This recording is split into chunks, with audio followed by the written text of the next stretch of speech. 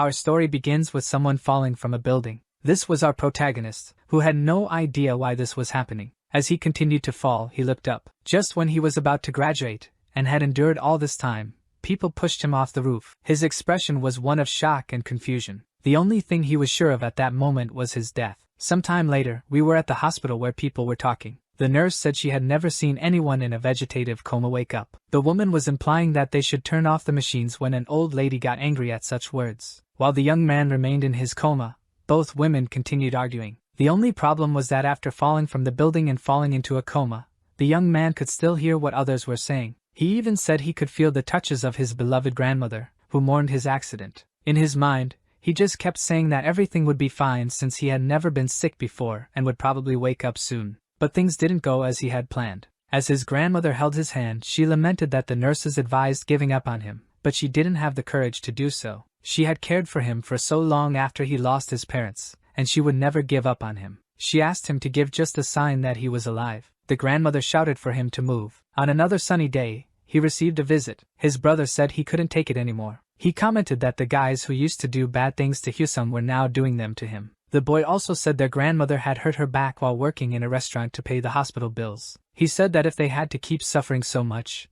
he would prefer the protagonist to die once and for all. While crying, he begged his brother to wake up, but Hyesung couldn't even shed tears, let alone wake up. At dusk, our protagonist was left alone, and he thought that all of this might just be a very long dream, and if he had a little patience, if he held on just a little longer, maybe he could wake up from this sleep. 3 years passed, and the protagonist was still in the hospital. It had been a long time since his brother Hyunjin had visited, and he missed that. In his room, 2 nurses commented that the patient's grandmother had fainted, and they were happy about it because now they could turn up the TV volume in the room. Realizing that people were mocking his grandmother, he thought it was very unfair. The protagonist still remembered the names of all the boys who had pushed him off the building. They even had the teachers under their control. If by some miracle he could go back in time, everything could be different. Lying motionless in bed and angry, he thought he would destroy them all. Then, looking at the picture of his grandmother on a nearby piece of furniture, he imagined hitting one of the guys who had done this to him, while the same guy begged for mercy. But without pity, he struck hard.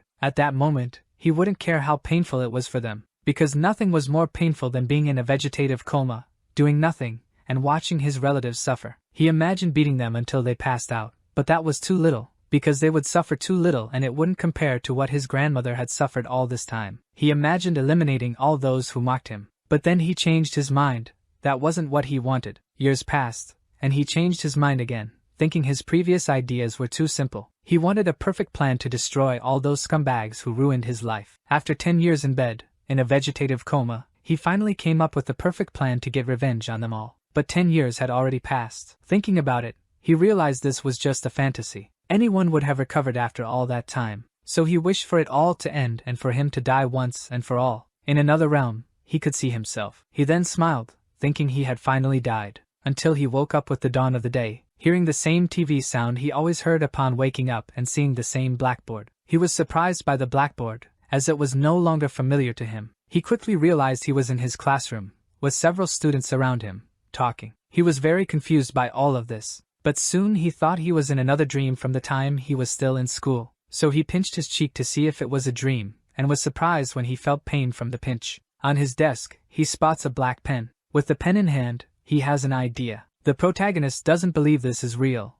so he grabs the pen and decides to stab his leg with all his strength. But his leg bleeds and it hurts a lot. That's when he realizes this isn't a dream, it's reality. The protagonist has really gone back to his school days. A loud scream from another student, calling them all sons of bitches, grabs everyone's attention. A boy, hearing the insult, immediately starts beating up another student with many kicks and curses. As he's brutally beaten, the student calls the bully a bastard, but it does no good and only makes him more violent. The bully steps on the student's head because he disrespected him. Enraged, he kicks several more times and makes it clear he could finish him off. The protagonist, in his thoughts, considers asking the bully to stop, but he's too afraid to intervene. Thinking better of it, he decides he won't make that mistake again. He remembers this exact situation.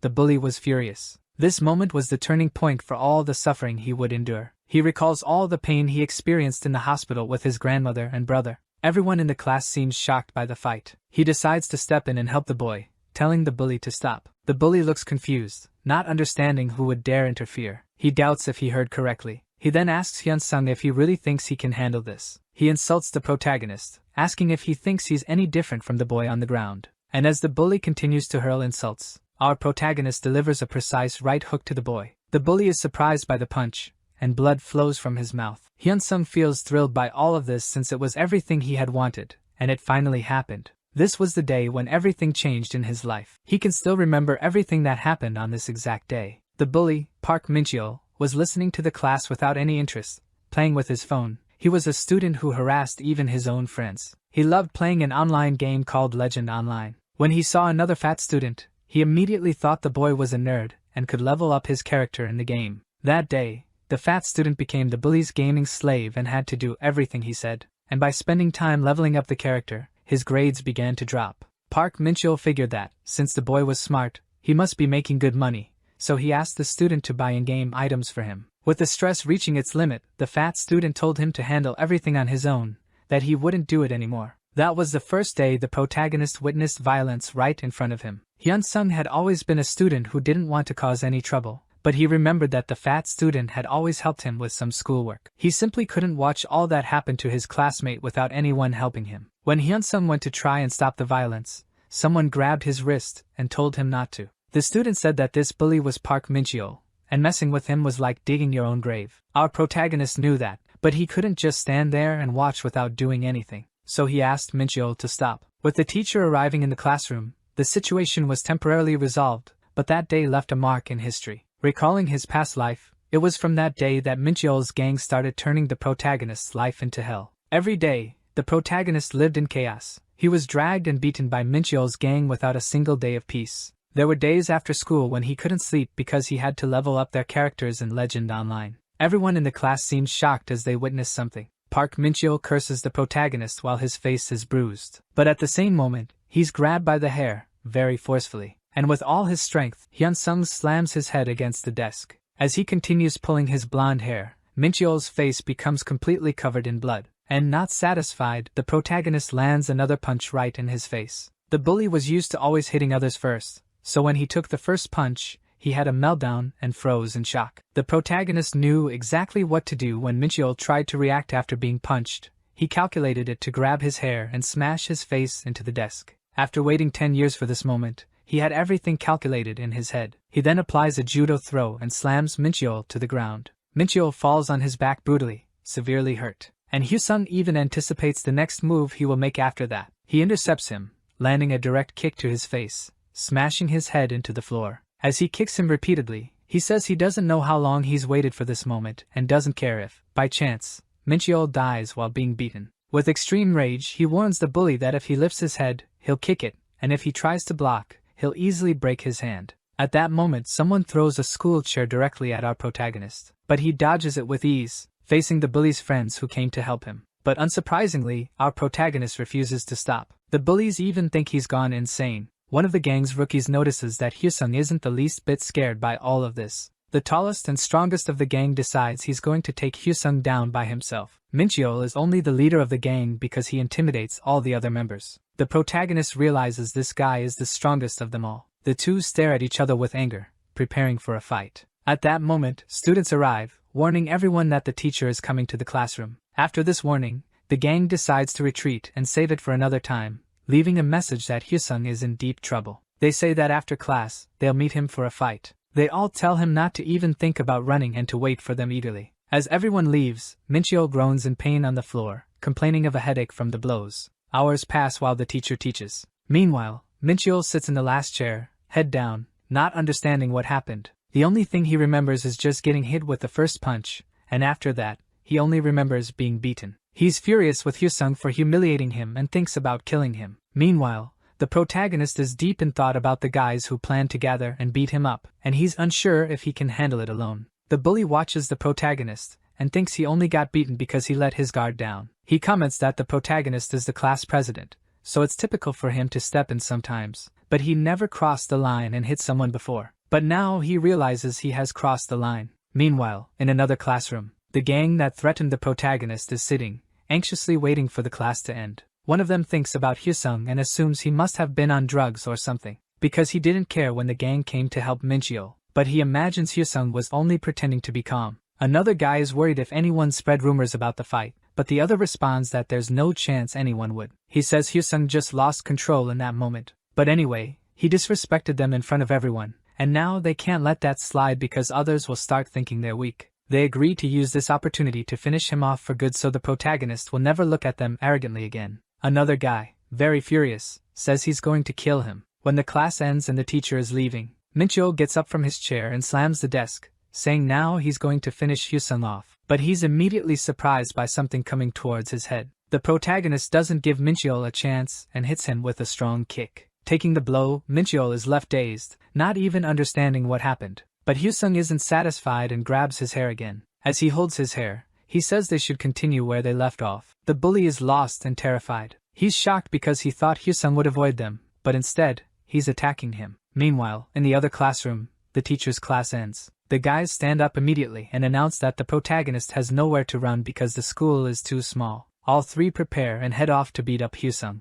In the protagonist's classroom, all the students seem excited, looking inside the room. Mincheol's gang watches everything from the hallway. The blue-haired guy doesn't understand any of what's going on. He gets furious and immediately assumes it has something to do with Hyesung. All three of them rush into the classroom. When they open the classroom door, everyone sees Hyesung lifting Mincheol by his shirt. The blue-haired guy is shocked to see this. They approach from behind, but Hyesung was already expecting it and says they're late. Meanwhile, he's still holding the bully by his shirt. The guys angrily charge at the protagonist. But Hyesung had simulated this scenario endlessly while lying in bed, his only concern being the strongest of them, named Changsik. The protagonist says it was easy to take down Mincheol, but with the remaining strength, it will be tough to take down this gigantic guy. He wonders what he should do next as he looks at a lock on the door. He does something he hadn't planned before and strikes the big guy with the lock, making him scream in pain. Hyesung even admits this isn't a fair fight and is quite reckless. He keeps hitting him with the lock. He doesn't have time to think, he just wants revenge on them.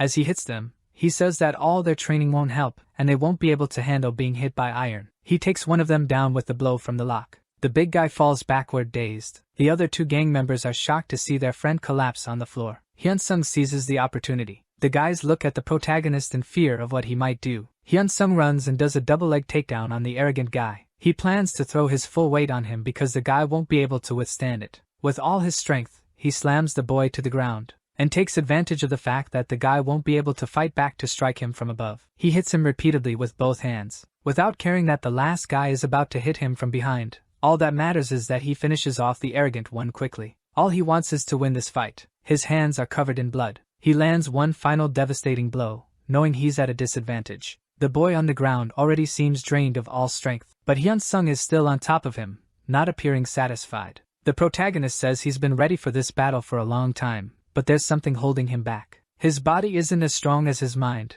and it can't keep up with his thoughts. But this has gone too far now, and he can't stop. Looking back, he realizes that the last member of the gang is still standing, watching him in awe. The boy is in shock, as he didn't know Hyesung was this strong. He was only strong enough to stay off the bully's radar. The protagonist stares directly at him with demonic eyes. Now, without his friends and all alone, the boy realizes he's in trouble and won't be able to defeat Hyesung by himself. The protagonist asks him if they should finish what they started. The boy's hands tremble and sweat profusely. When Hyesung moves to strike, even though he's tired, the boy curls up in fear. But just at that moment, someone opens the door and walks into the room. The protagonist is interrupted right as he was about to hit him. The blue-haired guy feels relieved and says it was obvious the teachers would notice the fight and step in. 3 students have been beaten, and this is a serious problem for the school. The blue-haired boy says that both they and the protagonist are in big trouble because of this. But the protagonist doesn't care and gives a small smile. The teacher asks him if he's gone mad. The man scolds the protagonist and tells him this can't happen again, as some of the students have been sent to the hospital with their faces battered. This is a problem for the teacher since, if something happens, the responsibility will fall entirely on him, and he even considers putting all the blame on Hyesung. He says this issue can't be resolved by the school and claims he's never seen a student like Hyesung before. He warns the protagonist that he should be prepared, as the parents of the other students won't let this go, and he will have to pay for what he did. Hyesung interrupts him and says there's no need to exaggerate. He says this wasn't the first case of violence at the school, and the teacher doesn't understand. Some certificates posted on the wall say that the school is a happy place with no violence, theft, or bribery. The protagonist suggests to the teacher that they bury this case without telling anyone. Pretend like it never happened, and no one will have any problems. The teacher gets furious at this and slaps Hyun-sung. The other people are watching, but no one intervenes. Hyun-sung, realizing this, says that this is the reason he died. With his face red, he says he died because of busy adults who don't care about this. They pretend not to care about everything that happens and keep their noses out of it. Recalling the past, he still remembers seeing the teacher receiving an envelope. Looking at the teacher, he tells him it's better to stop hitting him. The teacher raises his hand to hit him again, but filled with rage, the protagonist simply walks away, threatening to tell everyone that he receives bribes from the other students' parents if he doesn't lower his voice. Behind the teacher's back, he says that even if he doesn't tell about the bribe, he has other things he could reveal. For example, the affair he's having with the English teacher. Hearing this, the teacher looks terrified. Hyun-sung says it's better for him to stop, and at that moment, the teacher clenches his fist in fear of the protagonist following through on his words. The protagonist recalls the past, when he went to this same teacher, hoping he would solve the issue. He talks to the teacher while he drinks coffee, and is surprised to learn all this. The teacher then called Min-cheol and asked if he had done this, but the boy said it was just a misunderstanding and that he never meant to intimidate Hyun-sung. The teacher nevertheless says it's not right to punch someone in the face and tells them never to do it again. The protagonist feels disillusioned seeing all this, as he expected the teacher to take more serious action against them. When Hyun-sung is opening the door to leave, Min-cheol's gang tells the protagonist to follow them and asks if he really thought he could tell the teacher everything and nothing would happen. Noise is then heard in the school. Min-cheol punches the protagonist in the face. He falls to the ground after the blow. The bully takes the opportunity to hit him with several kicks. While lying on the ground being kicked, the protagonist thinks the teacher should have dug deeper and investigated when a student complains about being bullied. Min-cheol continued hitting him, and with all the noise, the teacher ends up hearing and seeing the whole situation. The protagonist feels happy when he sees the teacher, thinking that now that he's seen everything, he'll understand the seriousness of the situation and punish them. But the teacher simply turns his head, pretending he didn't see anything. The protagonist realizes that the teacher never intended to solve the problem, and that he was receiving money from the students' parents. After all this, Hyun-sung knows no one will help him, so he decides to fight back and punches one of them in the face,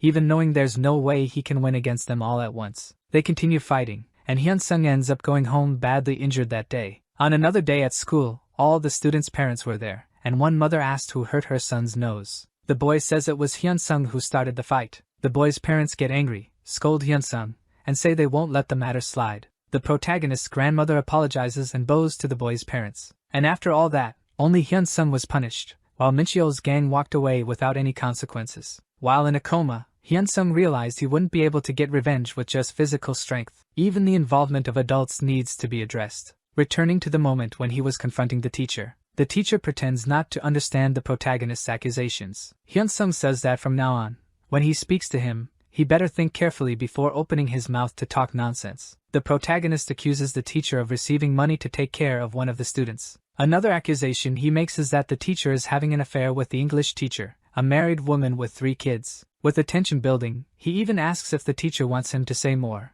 and states that he lives a filthy life, and everything he just mentioned isn't even the tip of the iceberg. If he revealed all of it, the teacher's life would become miserable, and if he continues acting like this, he will expose everything. He literally threatens to make the teacher's life a living hell. He remembers that, when he was in his 3rd year, the teacher's secret affair was exposed. His wife went to the school, slapped him, and filed for divorce. There were rumors that all the properties belonged to his wife, and knowing all of this, there's no way this blackmail on the teacher won't work. With his head down and fists clenched, the teacher asks him what he wants him to do. Hyun-sung simply tells him to shut up and keep doing the same thing as before. The teacher is confused. The protagonist explains that he should remain a spectator in the students' affairs and just pretend not to see the fights. And from now on, he will do this in Hyun-sung's favor, preventing incidents from escalating, no matter the methods. He promises that if the teacher follows his orders until the day he graduates, he will never reveal the secrets. With his head still down, the teacher asks if he understands. The teacher responds that from now on, he will do his best to follow the orders.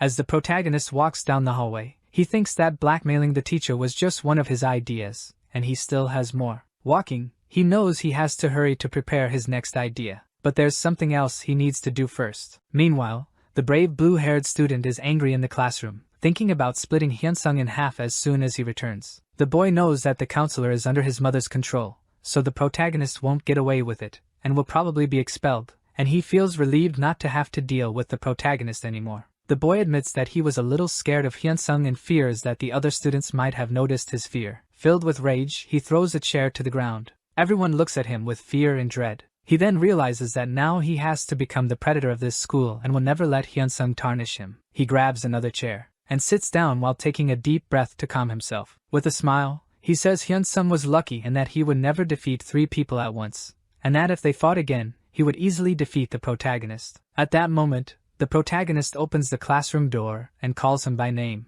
Hyunsung says he came to finish what they started. At that moment, the boy's eyes widen in terror. He is struck by a blow and groans in pain. With the force of the hit, he is thrown into the air and falls to the ground immediately after. The boy on the ground groans in pain as he looks at the protagonist, while the protagonist clenches his fists and walks toward him. The fear is evident in the bully's eyes, and the sweat and anxiety are clear. Hyunsung continues to hit him while he's on the ground, showing no mercy, making him bleed from the mouth. Hyunsung grabs him by the shirt as the bully begs for help. As he looks at the protagonist, he realizes that Hyunsung isn't in his right mind. While being assaulted, he calls for help from someone nearby, but everyone is too scared, watching everything unfold. He looks out the window and sees Professor Youngchul, thinking he will help him, since the teacher receives money from his mother. But he is surprised when the teacher pretends not to see what is happening. The protagonist tells him that no one will help him, and keeps hitting him. Meanwhile, 5 minutes earlier, in the counselor's office, the teacher was biting his nails, filled with anxiety. He was thinking about all this.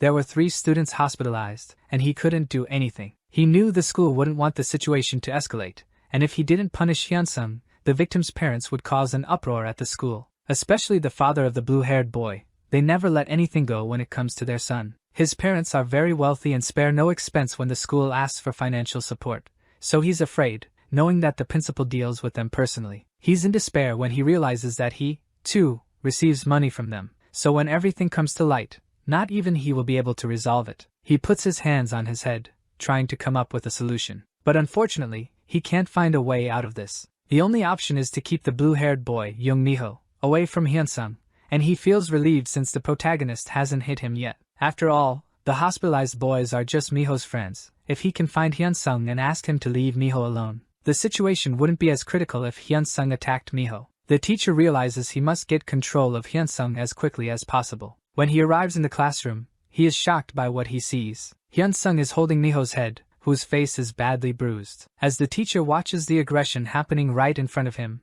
he realizes he's in deep trouble. Miho's face was severely injured and covered in blood. The teacher then pretends not to see what's happening. He walks away thinking that if his betrayal is exposed, his life will be over. The protagonist continues to beat Miho, even though he's already very hurt. He's extremely angry that Miho underestimated him and couldn't withstand the beating. He remembers people used to say the protagonist was in this situation because he was weak. As Miho trembles and his face swells, the protagonist says he's just getting started. He finally releases Miho's hair. Everyone looks at the protagonist as if they were seeing a monster. Leaving Miho on the floor, the protagonist walks away and drags a chair to sit down. He feels a sense of relief. While Miho is still kneeling, the protagonist calls him a fool. He comments that if he hadn't messed with Miho, everything he did to the other 3 boys would have been covered up and no one would have cared. Because after living a hellish life as a vegetative patient, all he dreamed of was revenge, and the result is clear on Miho's face, who is still on the floor. He knows there will soon be an uproar since 3 students were beaten.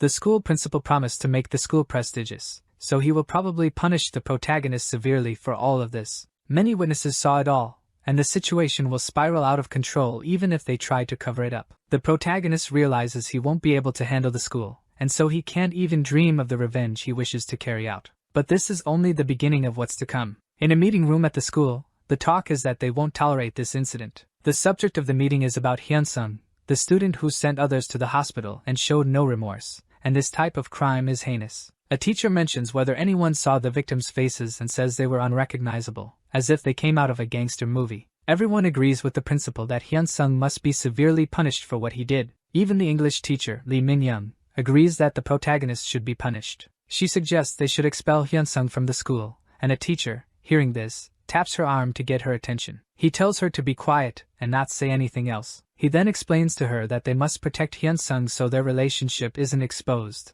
and if he's expelled, it will be the end for them. The anxiety and sweat on his face are clear. He looks at Hyunsung, who is also in the meeting, with a slight smile on his face. The teacher explains to the principal that Hyun-sung was wrong to do all of this, but based on his observations, the incident was provoked by the victims themselves. The principal asks him to explain further, and the teacher says there are rumors that Mincheol leads a gang and that they harm other students. The teacher tells everyone at the table that he was just waiting for the right moment to punish Mincheol, and that Hyun-sung is merely a victim. With his hands clasped, the principal says there's nothing he can do and that Hyun-sung must be punished. Hearing this, the teacher argues with the principal, disagreeing with the decision. The principal says that Young Mi-ho's parents won't let this slide and that Hyun-sung needs to be punished to appease the boy's parents. He says that if he intends to make the school a prestigious institution, he has to form alliances with powerful people and announces that he will call for a review committee. Looking at Hyun-sung, the principal says that his punishment will be decided at that time, and also suspends Hyun-sung until the day of the review committee. He tells the protagonist to think about his actions while he's at home and to come with his parents to the school next week. Hyun-sung stands up, places his hands on the table,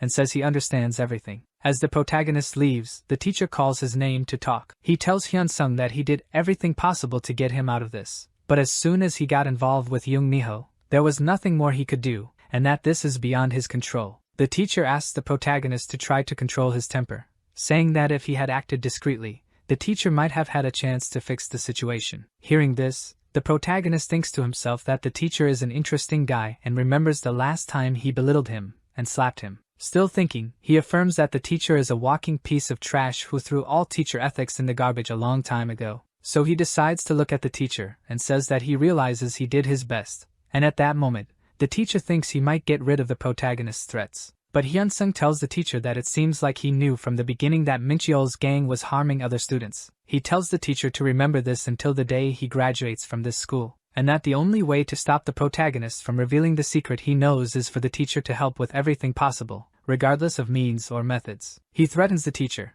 saying that if he doesn't meet these demands, he will ruin his life and the life of the English teacher by exposing everything he knows about the two of them. Then he promises that he will keep his word. The teacher lowers his head, disheartened, as the protagonist walks away. With anger, the protagonist thinks that if it were up to him, he would love to destroy the teacher, but he's not the real target, and that he can't waste the help the teacher will provide just because of his anger. He needs the teacher for a little longer. Even though he's just a teacher, he's someone who doesn't care about the means or methods he has to use to survive. The protagonist then grabs his backpack and leaves the classroom for his week of suspension, but this was all part of his plan, because as soon as this week passes, a completely different situation will unfold. As the protagonist walks down the street on his way home, he thinks to himself how long it's been since he walked down that road. Then he soon spots his home in a residential complex that cost 50 million won and thinks that if it weren't for the insurance money from his parents' deaths, they would still be paying rent there. Remembering that his grandmother had to sell this place to pay the hospital bills, he used to think it was a bad place, but now he's grateful to have a home to live in. Opening the door to his house, he calls out for his grandmother. He searches around the house to try and find her. After a while, he remembers that his grandmother usually worked at this hour. He knows he needs to help his family and can't afford to be sentimental. He knows that going back in time was a miracle, and he has to take advantage of this opportunity. He's not only going to get revenge but also provide a good environment for his grandmother and brother. There's 1 week left until the review committee meets. The protagonist opens a blank notebook. Then he begins writing down his plans, knowing he needs to secure the territory around him to establish a base in 2 years and start cleaning up the stronghold during that time. To do all this, he needs to meet 3 conditions, and the first one is physical strength, so he doesn't fall easily and can take down the bastards who commit school violence. He knows he can get stronger by training alone, but he remembers a fighter, and if he can bring this guy to his side, it will give him a huge advantage in the fight. Everyone he's going to deal with and fight has a gang, so the second condition is to gather a group of people who share the same goal of revenge.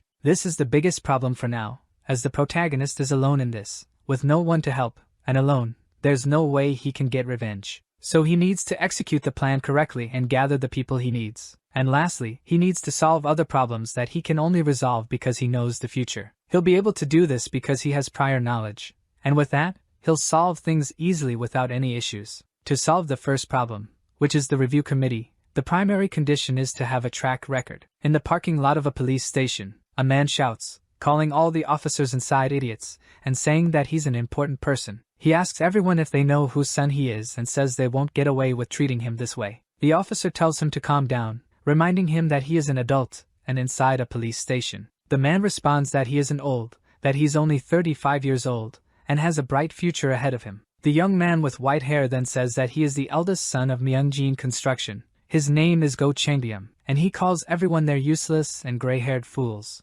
Right after, he kicks one of the desks in the station. One of the officers then says that he knows who Changbyum is and understands that, if they do anything wrong, this guy could ruin all of their lives. But now, he has to act cautiously, as the company is looking for a new heir, and the officer has no choice but to follow legal procedures. Changbyum feels frustrated, but it's still a better option than being bothered by a few guys. He thinks that since some idiot started a fight, he had no choice but to react, and that it's not his fault that some fools were so weak that they had to be taken to the emergency room. Then he realizes that if things go wrong, the scumbags who are against him will take advantage, and he'll be in serious trouble. Recently, Changbyum's father started a succession war within the company between him and his brother, and soon the outcome will determine who will take the position. He admits he didn't even finish high school, while his brother graduated from a prestigious foreign university. His brother even married into a foreign family 3 years ago, which gives him a stronger position than Changbyum. He knows that if this offense is revealed, it will be the end of him.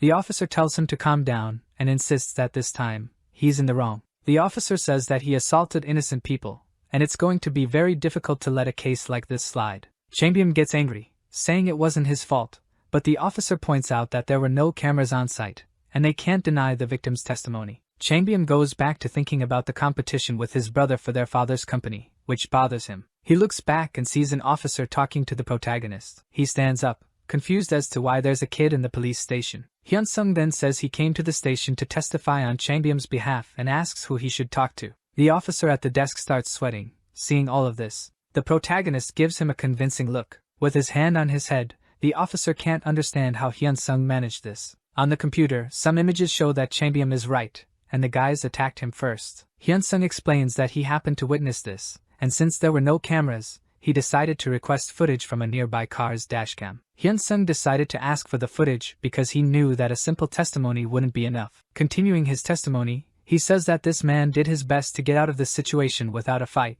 but those people were persistent, and he had to defend himself. The protagonist says that if Changbyum did anything wrong, it was only that he was too strong and knocked them all out with a single punch, and he claims it was pure self-defense. Hearing all of this, Changbyum hugs the protagonist and praises him, saying that he's a very smart and well-spoken young man. Changbyum understands that as long as he has a witness and evidence, there's no reason to be in this situation. The officer then says everything is resolved and that, as soon as the men in the hospital are treated, they will call him back. Apologizing for the incident, the officer says sorry to Changbyum and admits they should have believed him and investigated the case more thoroughly. Changbyum then grabs the officer by the collar and says that this has always been the problem with the police, being biased. With a look of anger, he declares that he's going to make sure he remembers the officer's face and promises to ruin his future. In the parking lot, with his arm around the protagonist's shoulders, Changbyum thanks him sincerely for helping and understands that if it weren't for him, things would have gone very badly. He says he's not the type to forget those who help him. Right after, he hands some bills to the protagonist, who accepts them and says thank you.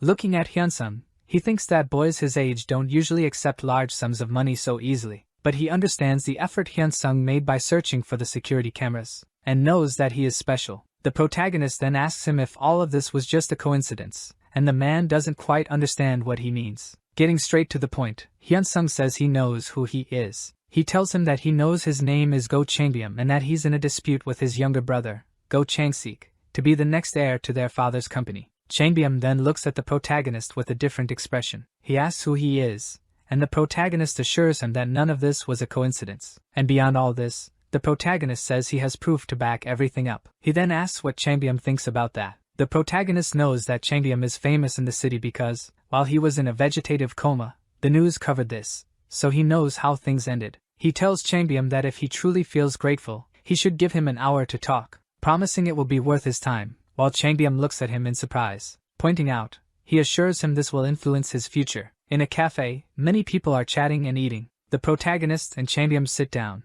and Hyun-sung shows him the original evidence from the footage he showed to the police. This was only the second part of the video he used to prove self-defense. He hadn't shown the first part. The first part of the video is shown to Changbyum, and it's the definitive proof that this was no coincidence. In the video, 30 minutes before the incident, 3 men gathered in front of a convenience store. Watching the video, it looks like the 3 men are just customers at the store, but even half an hour later, they're still there, as if they were waiting for someone. and as soon as Chambium arrived, they all began provoking him, as if they wanted to start a fight, and although he resisted at first, in the end, he threw the first punch. The protagonist sets his coffee cup down on the table. He says that Chambium probably suspected them, suggesting to him that, ever since the Succession War began, a series of incidents happened one after another, as if someone had been planning it all along. He asks what he would do if his own brother had orchestrated it all, and Chambium replies that it depends on whether it was accidental or intentional. Chambium admits that he suspected his own brother but didn't want to believe that his younger brother could do such a thing, since he had a better education than him and was respectful. He asks why Hyun-sung is telling him all this. The protagonist explains that his father's construction company is only known in rural areas, but in the future, it will become a leader in apartment construction. And as a result of the president's philosophy, the company will become one of the largest in the country. But in the process, both of Go Myung-jin's sons disappeared. It all started with a news story of a tragedy that shook the foundations of Daesan, and even Hyun-sung would come to know about it. The news was that Chang-sik had done everything to secure the position of heir to the company, and this was discovered by his brother, who, in a fit of rage, beat him severely. As a result, the younger brother was left permanently disabled, and in his anger, their father announced that neither of his sons would inherit the company. Later, people began investigating the activities of both sons and turned it into memes on the internet, which is how Hyun-sung was able to find the location of the convenience store. After all that happened, their father hired a professional manager to run the construction company, and this led the business to rise in the rankings of conglomerates. While sipping his coffee, Hyun-sung says that for the sake of the company, it's better if this story repeats itself. Since the younger son is a bad person, while the older son is incompetent but not evil, just unpleasant. He knows that the best thing for the company is to exclude both sons from being heirs, but upon reflection, he says that this isn't important to him, and that he doesn't need to get involved in it. For him, their only usefulness lies in their important matters, and what kind of butterfly effect will be triggered when the future changes is not his concern. Because in this life, even if the future changes for the worse due to his choices, all that matters is his revenge and his family. So he promises that he will help Chambium get revenge on his younger brother so that the older brother can become the president of the construction company. The man finds it ridiculous, since Hyun-sung is just a student, and how could he possibly help? The protagonist replies that the people helping him are not trustworthy, and on the contrary, a simple student managed to uncover his younger brother's plan. He then warns that the people currently helping him are obviously spies for his younger brother. The protagonist only asks him to trust him, and all he wants is a chance for them to build a relationship based on trust. Chambium looks at him with suspicion. Still in the cafe, the gray-haired man smokes a cigarette and complains about a headache. The cafe employee warns him that this is a non-smoking area and that he can't smoke there. With a threatening look, he tells the employee to go back where he came from and insults him, saying that if he doesn't, he will destroy the entire cafe. Hearing this, the employee becomes terrified. He then apologizes to Chambium. Hyun-sung observes everything from his seat in the cafe and realizes that Chambium is a man who has lived his whole life recklessly. He is known as the ticking time bomb of Daesan and could explode with rage at any moment. But that doesn't matter because Hyun-sung didn't approach him just for being fair. Rather, it's because he's corrupt enough to destroy his own brother, and that's why he's suitable for Hyun-sung's plan. Outside, Chambium reflects on his younger brother and laments that his brother would do such things against him. He thinks about what Hyun-sung said and realizes that he's right since, compared to his brother, he has no advantage, and soon the heir position will be taken from him. But even after hearing all of this, he wonders if it's right to believe in a 17-year-old boy he just met. He recalls a saying his father once told him,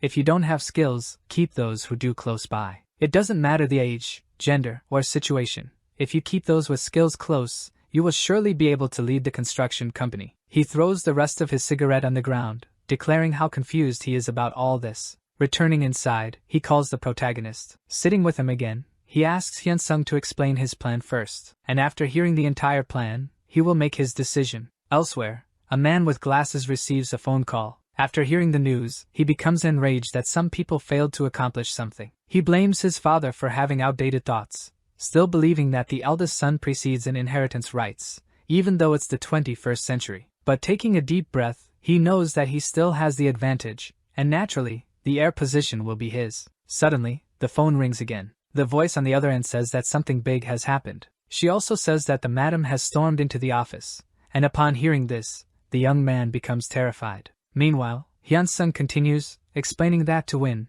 Chambium must understand reality and asks who fits better for the position of president. Answering his own question, he asserts that it's the younger brother, since the older one barely finished high school, while the younger studied business management. And his brother even married into an influential family in Korea. His brother prepared extensively to steal the position, and all of this resulted in a significant advantage for him. The only thing Changbyeom has over him is being the eldest son. Beyond that, he's worse in every aspect. Furthermore, he has several incidents of violence and lack of control. No one will support him like that. Changbyeom glares angrily. Finally, the protagonist says that even with all these differences, Changbyeom still has a chance to win. Even though his younger brother is ahead in this war, there's no reason to be afraid, as their father places a lot of importance on him being the eldest. He says they can compete, despite the massive gap, since their father has yet to choose the successor. With a smile, the protagonist imagines a future scenario, in which if the younger brother, who is superior in every way, hits rock bottom,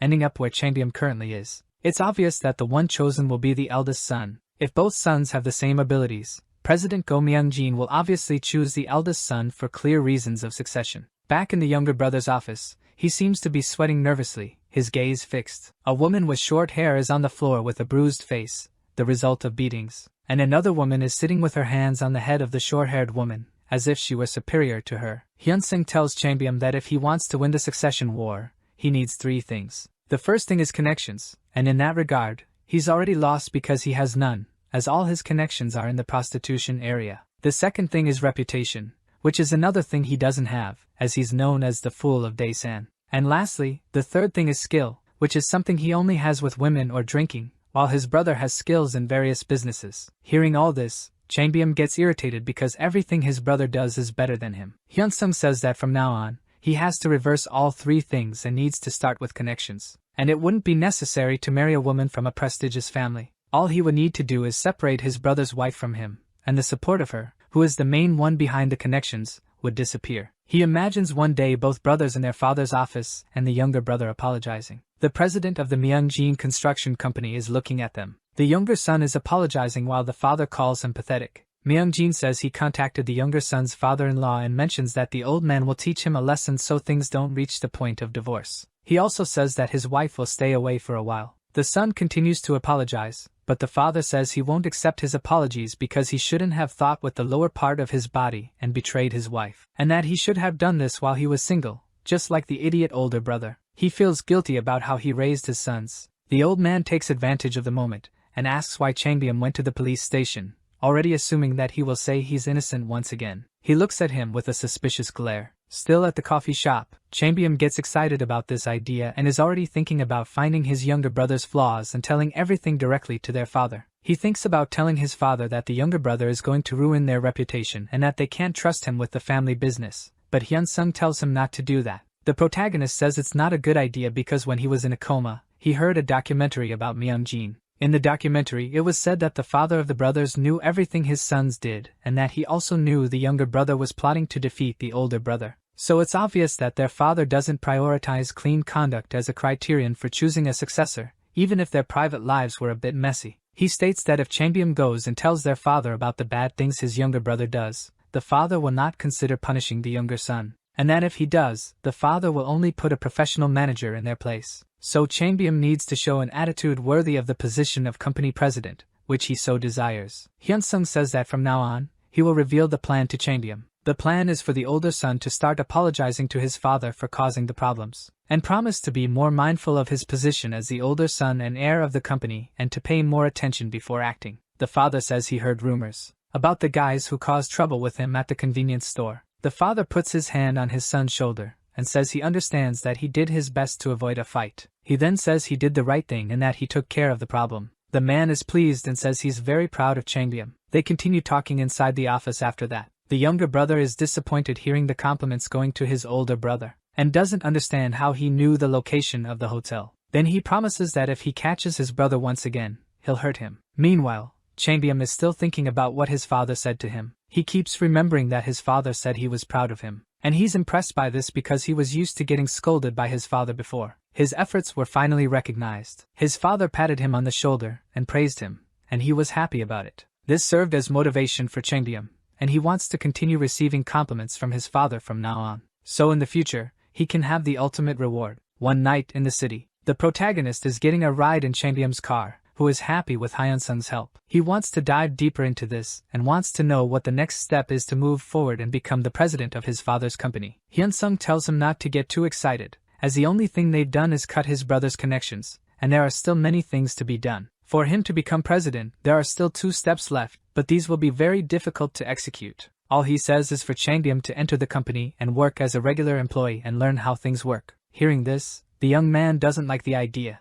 but soon after, he agrees to do it, as he had promised to follow everything Hyun-sung said. The protagonist says there is one more thing he has to do. Hyun-sung asks if he remembers the conversation they had at the cafe, and Changbyeom replies that he does. He says he's only helping him because he needs a favor from Changbyeom. The man responds that he can ask for whatever he wants and that he'll do whatever it takes. Hyun-sung says he'll get straight to the point. All he wants is for Changbyeom to be on his review committee. At school, a woman is cursing and slapping the corrupt teacher in the face. She complains that she's given him a lot of money and doesn't want to hear excuses. She is Young Mi-ho's mother and demands that the boy who hit her son be expelled from school immediately, and if he doesn't do it, he'll be fired. With a bruised and red face, he says he understood exactly what she demanded. With his head down, he watches her walk down the stairs and leave. Completely helpless, he puts his hands on his face, not knowing what to do, as he cannot expel Hyun-sung. The teacher then goes to talk to the protagonist, and asks him to apologize and admit that he was wrong,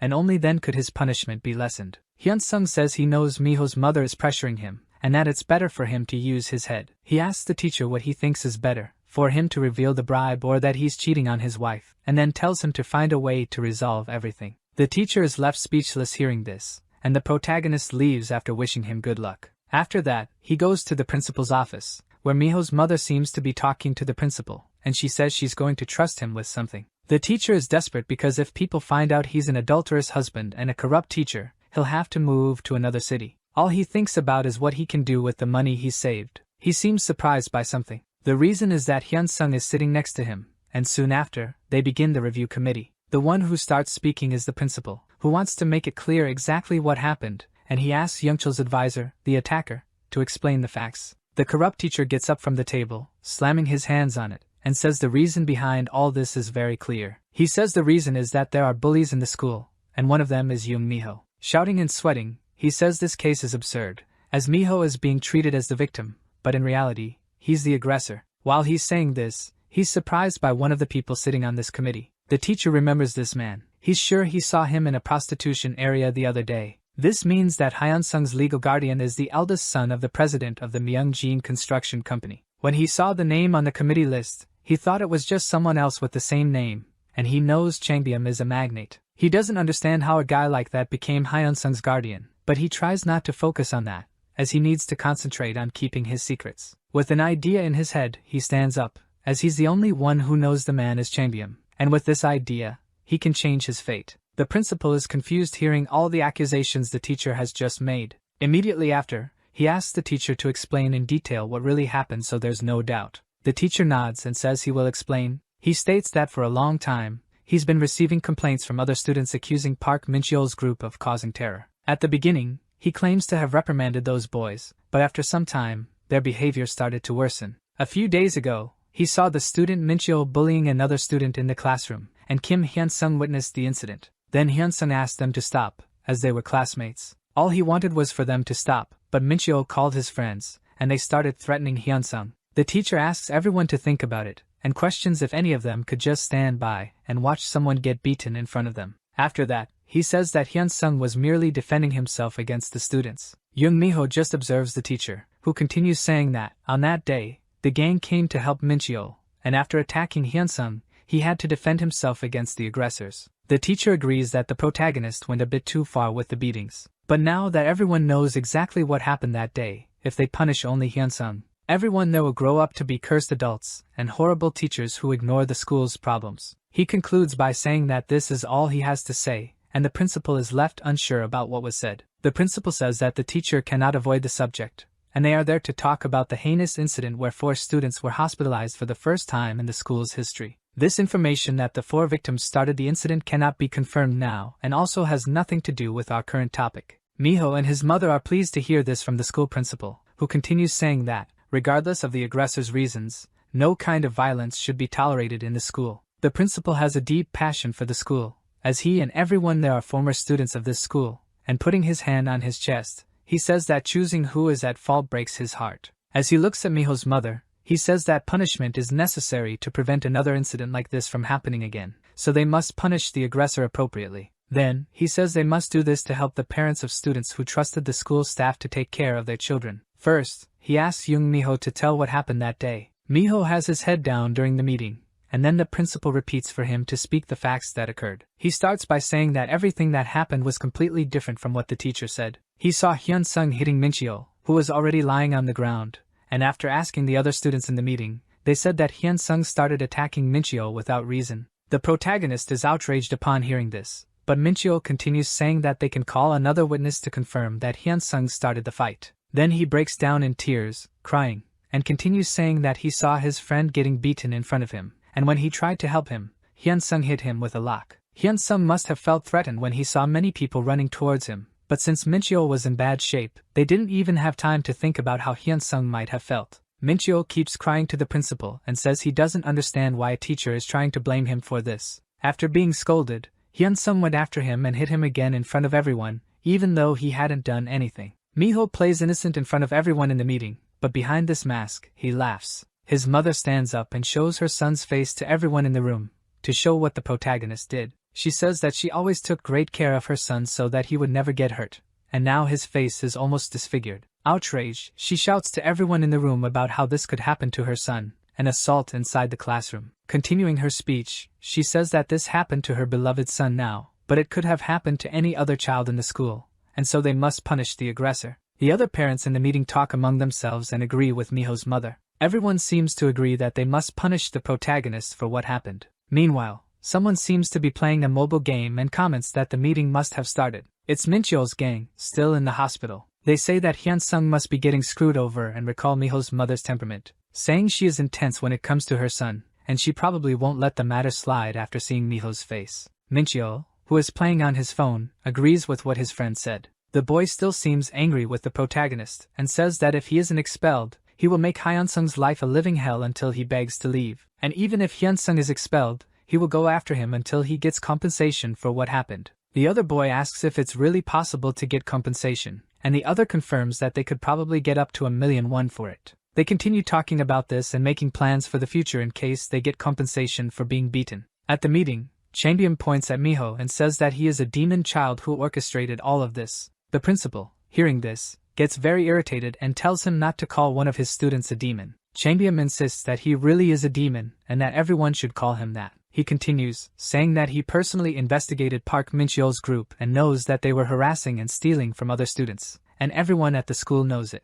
Then he questions why everyone is trying to cover up the mess this gang made and says there are only two options: either they are fools or corrupt. Defending Hyun-sung, he continues saying that many ambulances came to the school, but that only happened because Hyun-sung defended himself. He recalls a statement from the principal that everyone must investigate the root cause of this case, and he asks everyone to be honest, questioning if, when they were kids, they just stood by when bullies were beating them up. Hearing this, Miho's mother gets furious and asks who he is calling a bully and why her son would be one. She asks who he is, since she knows that Hyun-sung doesn't even have living parents. Hearing her question, he simply smiles. He remembers the day the protagonist asked him to become his guardian at school, and he responded that if he needed help, he could ask for money. The protagonist said it was true that he needed his wealth for one of his plans, but if all he needed was money, he would have chosen a simpler way to get it. The real reason he needed Changbyeom's help was power. He says he plans to cause a lot of trouble at his school, and these troubles won't be small conflicts but major incidents that could lead to legal actions in court. When that happens, he expects Changbyeom to support him and help resolve the problem.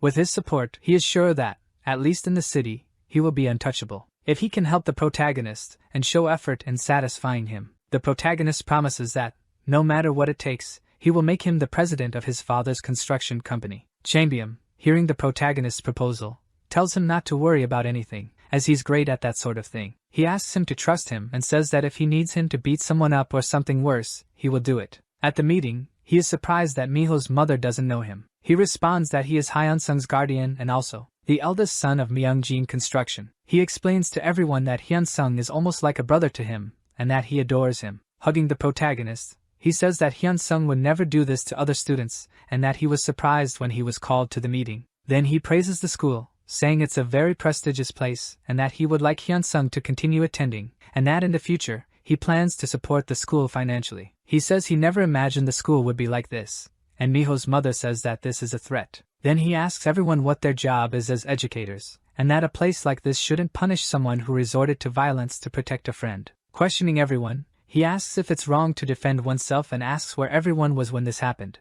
And he accuses them of doing nothing because it wasn't their child, and if that's the reason, he will do everything in his power to ensure that everyone, including those who turned a blind eye, never set foot in the city again. Finally, he says that now, yes, he has threatened everyone, and that this is called justice. Everyone in the room is scared upon hearing his threats. The principal is sweating profusely because he didn't know that Hyunsung's guardian was the president of the construction company. He expected the protagonist to have no parents, and that he would come only with his grandmother. With many thoughts in his head, he knows that if he sides with Miho, he will lose the opportunity to connect with Myungjin Construction. Even worse, he could even be expelled from the city if he went against the eldest son of Myungjin Construction. That was truly dangerous for the principal. So he starts considering the possibility of cutting ties with Miho and his family. This was the school principal's chance to align with the Myungjin family. If he secured this sponsorship, it would only be a matter of time before the school was recognized nationwide. Even if he were called a traitor and people threw stones at him, considering the future of the school, he wouldn't even need to think twice about the possibility. The principal says he's heard of a group of kids who started acting out severely since the beginning of the school year, and the leader of it all was Miho. Miho's mother starts yelling at the principal, but he pretends not to hear and continues, saying it wasn't the victim's mother's turn to speak. He wasn't blaming anyone, just stating the facts. The committee's goal was to observe these facts and make a proper decision. Hyunsung was one of the school's best students. He must have had a good reason to do what he did. Then the principal concludes by saying that they should listen to what Hyunsung has to say. The MC is happy to know that they are finally asking for his side of the story. As in his previous life, no one ever wanted to hear his version. If he had had that chance in his previous life, he wouldn't have suffered such a horrible death. The protagonist starts by saying that he had told the teachers several times about Park Mincheol's group beating up students, but he always heard the same thing. That Park Mincheol wasn't that kind of person, that it was just boys playing around. They pretended to fight with the boy. Sometimes they even told him to settle it like men, even though he was clearly being threatened by Mincheol's group. Sometimes the teachers said they would investigate the case, but they never really tried to understand, which only encouraged the bullies even more. The protagonist continues and confirms that he did indeed hit Young Miho, and that he did send Mincheol's group to the emergency room. But why was he being judged in that room for hitting them just once? Was it because he went too far? No. He did it because the adults made him feel powerless in that whole situation. When he was powerless, even if he had been thrown off the roof by the bullies, the teachers would have just pretended nothing had happened to protect the bullies. While giving this speech, Hyunsung thinks that if there was one law for the rich and another for the poor, he was going to take full advantage of it. He continues, saying that there is a gang at the school committing atrocities to this day, and he asks the adults to apply the proper punishments, and if they don't, he will make this incident public. Everyone in the world will know the truth about Kiano's school, and the school will become a disgrace in Daesan. The only way to shut the protagonist up was with a definitive punishment against Miho and the others. Miho looks at the protagonist in disbelief at everything he had said, and his mother starts yelling again, saying she will not allow her son to be held responsible for this. She steps away from the table and picks up her phone to call her husband. Everyone there is waiting for her to finish the call. Her husband answers, and the woman asks him to listen to what she has to say. She had told him earlier that she would be attending the committee deliberation on Miho's case. She starts shouting, desperately saying that the teachers' committee and the principal were incriminating their son for everything that had happened. And all this just because the MC's guardian was the eldest son of Myungjin Construction. They ignored all the relationships they had built up until now. She asks where her husband is and begs him to come to the committee to show them who he really was. Her husband then asks if Go Changbyum was the sponsor of the delinquent. The wife asks if he knows that name, then begs him to come quickly, but he yells at her and asks if she wants their family to fall into disgrace. He orders her to come home immediately. It didn't matter if Miho was disciplined, she should just drop it and come home right away. She starts mumbling things on the phone, and everyone there is still waiting for her to finish the call. Night falls, and the protagonist is lying in bed, thinking about what had happened at the end of his hearing with the committee. He had been given 100 hours of community service as punishment for the violence committed against 4 students, including Young Miho. And as for the others, Miho was in shock. He had been expelled from the school. The MC called his name, and he turned to face the protagonist. Miho rushed at Hyunsung to beat him for getting him expelled, but his mother grabbed his arm. She made a frightening face, and he was confused. She looks at the protagonist, and he orders Miho to kneel and beg. Miho can't believe what he said, and the protagonist repeats that he should kneel and beg. Miho makes a psychotic face and yells, asking why he should do that, since he was already expelled. Why should he kneel? The protagonist gives a malicious smile and asks him to ask his mother if he should kneel or not. Miho turns to his mother, who has her back to the protagonist. The protagonist approaches Miho and whispers for him to do his best to calm him down. Maybe he could even revoke his expulsion. Miho's mother orders him to kneel and beg the protagonist, but he asks why she is doing this. She yells at him, telling him to hurry up, and has a terrifying expression, as if her life depended on it. Miho is paralyzed by the situation. He obeys his mother and kneels in front of the protagonist. He apologizes to him and says he will never do it again. The protagonist kneels beside him and says it's a shame. It doesn't make him feel any better, so Miho should start praying. Miho has a scared look on his face, as if he sees a predator in front of him, ready to send him to the other world. The protagonist, with a monstrous face, says that his future will be full of misery from now on. I was really scared of the MC at that moment. And that's how the deliberation meeting about the incident ended. The protagonist's phone starts vibrating. He opens his messages and receives one from Park Min-cheol, asking to meet him quickly. The MC was one step closer to reaching the leader of the entire gang, the one who pushed him to the end. The mastermind behind everything he had been through. The protagonist is arriving at a square, where Park Min-cheol was waiting for him. He is happy to see the protagonist, and thanks him for coming. His face almost looks like that of a decent person, but we already know who he really is. The protagonist also knows who Min-cheol is, so he tells him to stop with the small talk and say what he wanted. He leans forward, looking regretful, and he says that trying to hit him that day was his fault. Due to his immaturity, he hadn't considered others' pain. After spending a week in the hospital, he says he'll accept any decision from the deliberation committee, and will never try anything against the protagonist in the future. Then he asks if the MC could, just this once, let it go. He continues, saying that he spoke with the teacher and was told that if the MC accepted the apology, he could avoid expulsion. Miho's case was irreversible, but at least he said he could clear Park Min-cheol and the others of blame, and he asks if he could give them a chance, as expulsion would ruin their lives. Park Min-cheol says they could do anything for the protagonist in the future. Bowing, he says he'd even be the MC's doormat. The protagonist realizes that Miho's expulsion was a shock. Even though they acted like predators, they were just students with unstable lives. They won't be able to find another school that will accept them in an area as small as Daesan. They must think they'll be condemned for the rest of their lives if they get expelled from high school due to school violence. Park Min-cheol says he's risking his life by telling the protagonist what he's about to say. But someone higher up had given the order to bully him. He was about to reveal who it was, but the protagonist interrupts him, saying he already knows who it is. Park Min-cheol is confused. The MC grabs the boy's hand, which was on his shoulder, and says he already knows who his boss is. The sound of news from the protagonist's past life says that the real forces leading school violence had been revealed. A few years after he fell into a coma, a student who was bullied like the protagonist jumped from the school's rooftop. The farewell note he left contained the whole truth. The Golden Circle, an organization founded in the prestigious schools of Gangnam, with core members who were unknown even in the MC's future. The founder of the Golden Circle saw students suffer from school violence, and realized this would be a highly profitable business model. He recruited bullies, or children with similar strength to his own, and sought out students with wealthy and powerful parents, offering protection for their children. A management system was created. Those in the Golden Circle got the best grades, and if anyone surpassed them, they were easily removed from the rankings. In the future that the protagonist saw, the members of the Golden Circle were exposed, but the case was quickly buried, and their identities were never revealed. To complete his revenge against those who had thrown him into hell, the MC needed to investigate the Golden Circle in detail and destroy them. Hyunsung tells Park Min-cheol that the order must have come from the Golden Circle, but something seemed strange. The Golden Circle was based in Seoul and Gyeonggi-do, and their power didn't reach Daesan,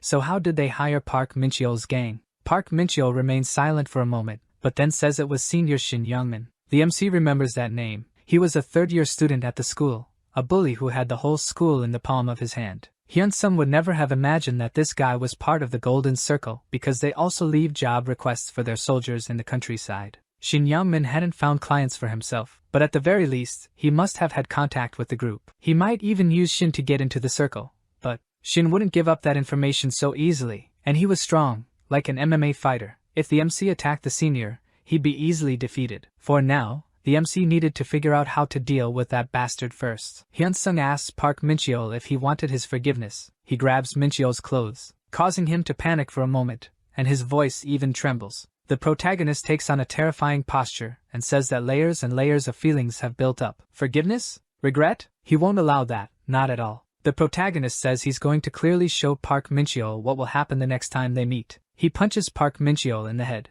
The MC remembers that, in his past life, he had become a father who didn't care about his daughter. Miho and the others were the same. They all became successful, and he couldn't believe they got away with everything they did at school. So maybe everything happening to Min-cheol at that moment was just karma at work. The MC wants all of them to suffer greatly, and to live traumatized for the rest of their lives, and he beats Park Min-cheol that night. Some people are talking about the incident with Hyun-sung and comment that he isn't the kind of person you want to mess with. A student asks why he turned into a villain, and someone says that those who don't seem bad are the scariest when they get angry and don't know when to stop. The classroom door opens, and the extras look at it. Kim Hyun-sung is entering the room. He sits at his desk and places his bag on top of the table. Someone approaches him and thanks him. It's the protagonist's chubby friend. He says he heard that the bullies were expelled thanks to the MC. He tells Hyun-sung to let him know if he needs anything. The protagonist stays silent. The rest of the room also remains quiet, and a tense atmosphere builds up in the place. The protagonist asks why someone who didn't even want to speak to him during the hearing suddenly decided to thank him. The boy was too scared to be a witness in favor of the MC, but now he was thanking him?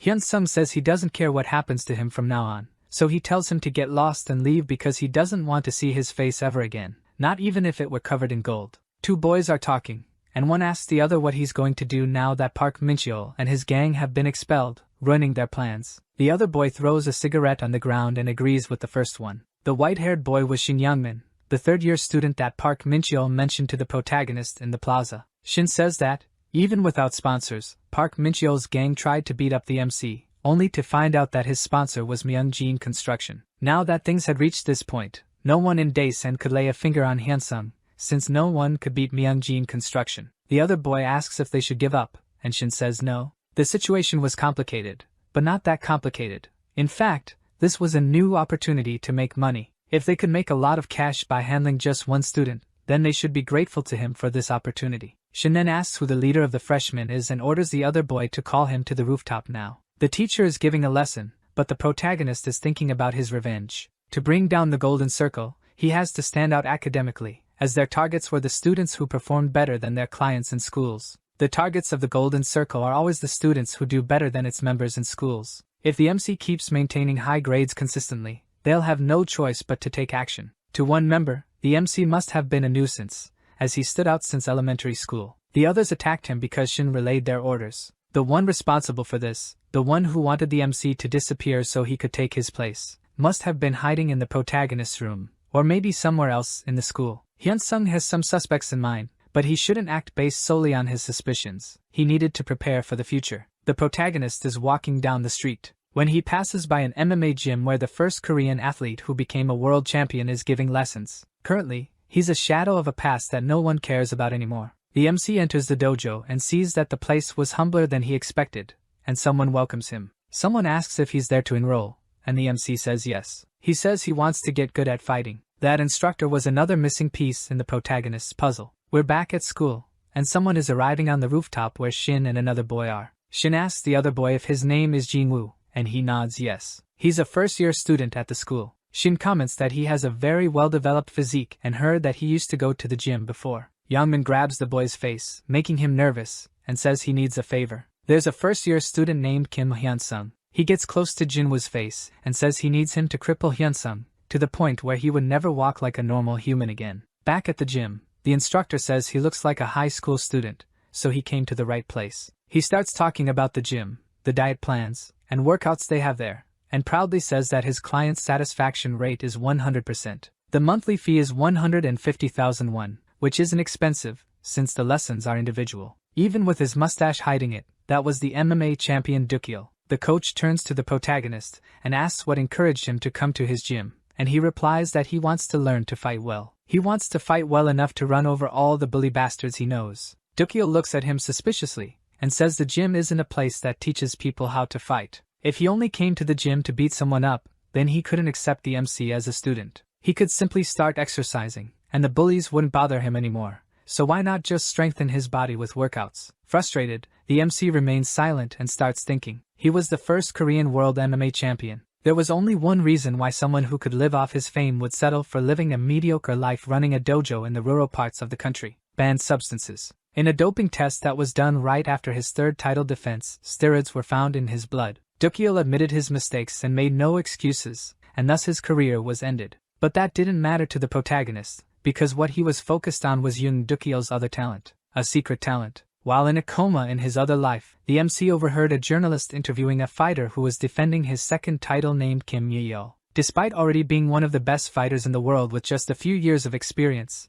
the reason he got to where he was could be attributed to only one thing: the special training method that his mentor, Young Dukil, had taught him. Dukil had transformed a third-rate fighter into the best fighter in South Korea. If the MC could convince this guy, he would become much stronger. Hyun Sung argues that when he was a professional fighter, he did whatever it took to defeat his opponents. He would also do anything to reach his goal, so what was the problem with that? Dukil says that was a mistake he made simply because he was a fool. If he could go back in time, he wouldn't make that mistake again. It was something he constantly regretted since he made that decision. He stands up and says that if the MC makes the wrong choice, only focusing on the results in front of him, it would make him sink just as he had sunk. The instructor tells him to leave, because he couldn't accept him. If he only wanted to come to the gym to beat up some bullies, he would end up in prison. The protagonist says he's going to give 100 million won to the coach, and he immediately stops, startled. Hyun Sung says he knows the coach needs money right now and tells him that if he promises to teach him, he could give him 100 million won within 24 hours. Hyun Sung says he'll pay in advance, so even if he quits halfway,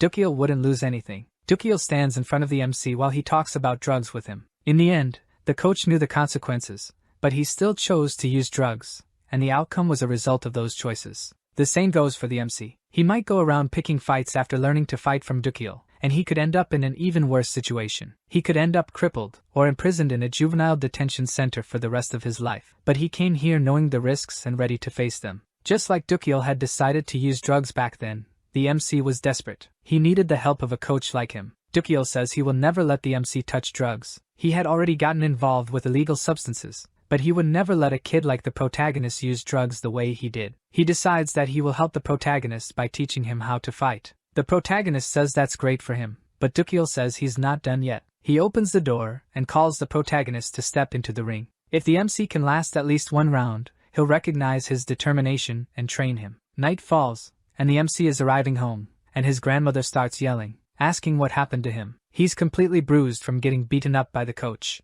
Grandma is almost crying, asking who the son of a bitch was that did this to her baby. She approaches the MC and begs him to tell her who the aggressor was, but the protagonist says that it's fine. She doesn't accept that, saying it's not fine at all. Dukil is drinking something, thinking that he's the worst of them all. He looks at his phone, and starts typing a message, remembering what happened with the protagonist earlier. He asks the MC to reconsider this decision because he's not going to mess around. Dukil had already met all kinds of people in the sport, delinquents, and several students who didn't want to get beaten at school anymore. In the end, it doesn't matter what someone's goal is, they're just words. Once you step into the octagon, those things stop existing. Even the boys who get confident just because they know how to fight a little start begging for mercy as soon as they take a few punches to the jaw. The round was 3 minutes long, no ground fighting, just sparring. Dukil tells the MC to forget everything and just try to last the entire round. If he proves to the coach that his willpower is unbreakable, he'll train him to be the best. Dukil asks if the protagonist is really going to try, and he says yes. So he tells Hyun Sung to raise his guard.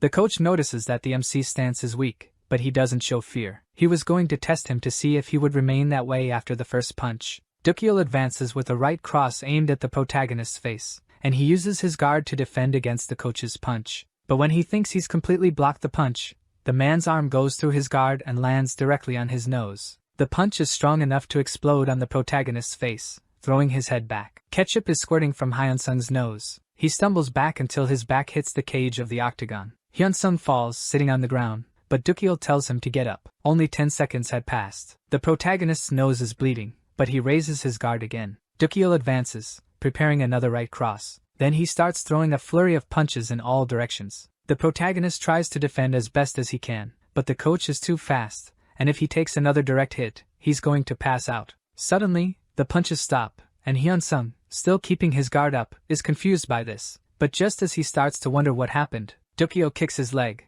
making him feel immense pain, and fall to the ground. The protagonist is already exhausted, and the coach says that even if it's too late, he should give up. The protagonist gets up again, trembling, and says, "It's 3 minutes. The fight isn't over yet. There are still 2 minutes and 5 seconds left." Dukyo landed several blows on Hyunsung. Left hook, right hook, even a shoryuken. The MC was getting hit with everything. The protagonist was taking more hits than the Toyota in the bonus stage of Street Fighter. If he kept going like this, his stamina would be completely drained. He needed to gain an advantage. Hyunsung tries to throw a left hook at Dukyo, but he quickly dodges, ducking down. With that, he lands an uppercut that hits the protagonist's chin. The punch was so well placed that the MC starts falling backward, losing consciousness. He hits the ground on his back, and the fight seemed to be over. Dukyo sees that only a minute had passed, and the MC had resisted quite a lot, perhaps because he had gone easy on him so the injuries wouldn't become permanent. But the truth is that worrying about the protagonist's injuries was just a lame excuse. He tried to make the MC give up, but he had passed the test. So, he had no choice but to accept him. Dukyo was just lying to himself, once again. But he couldn't simply sell his pride to a bastard who couldn't even last one round,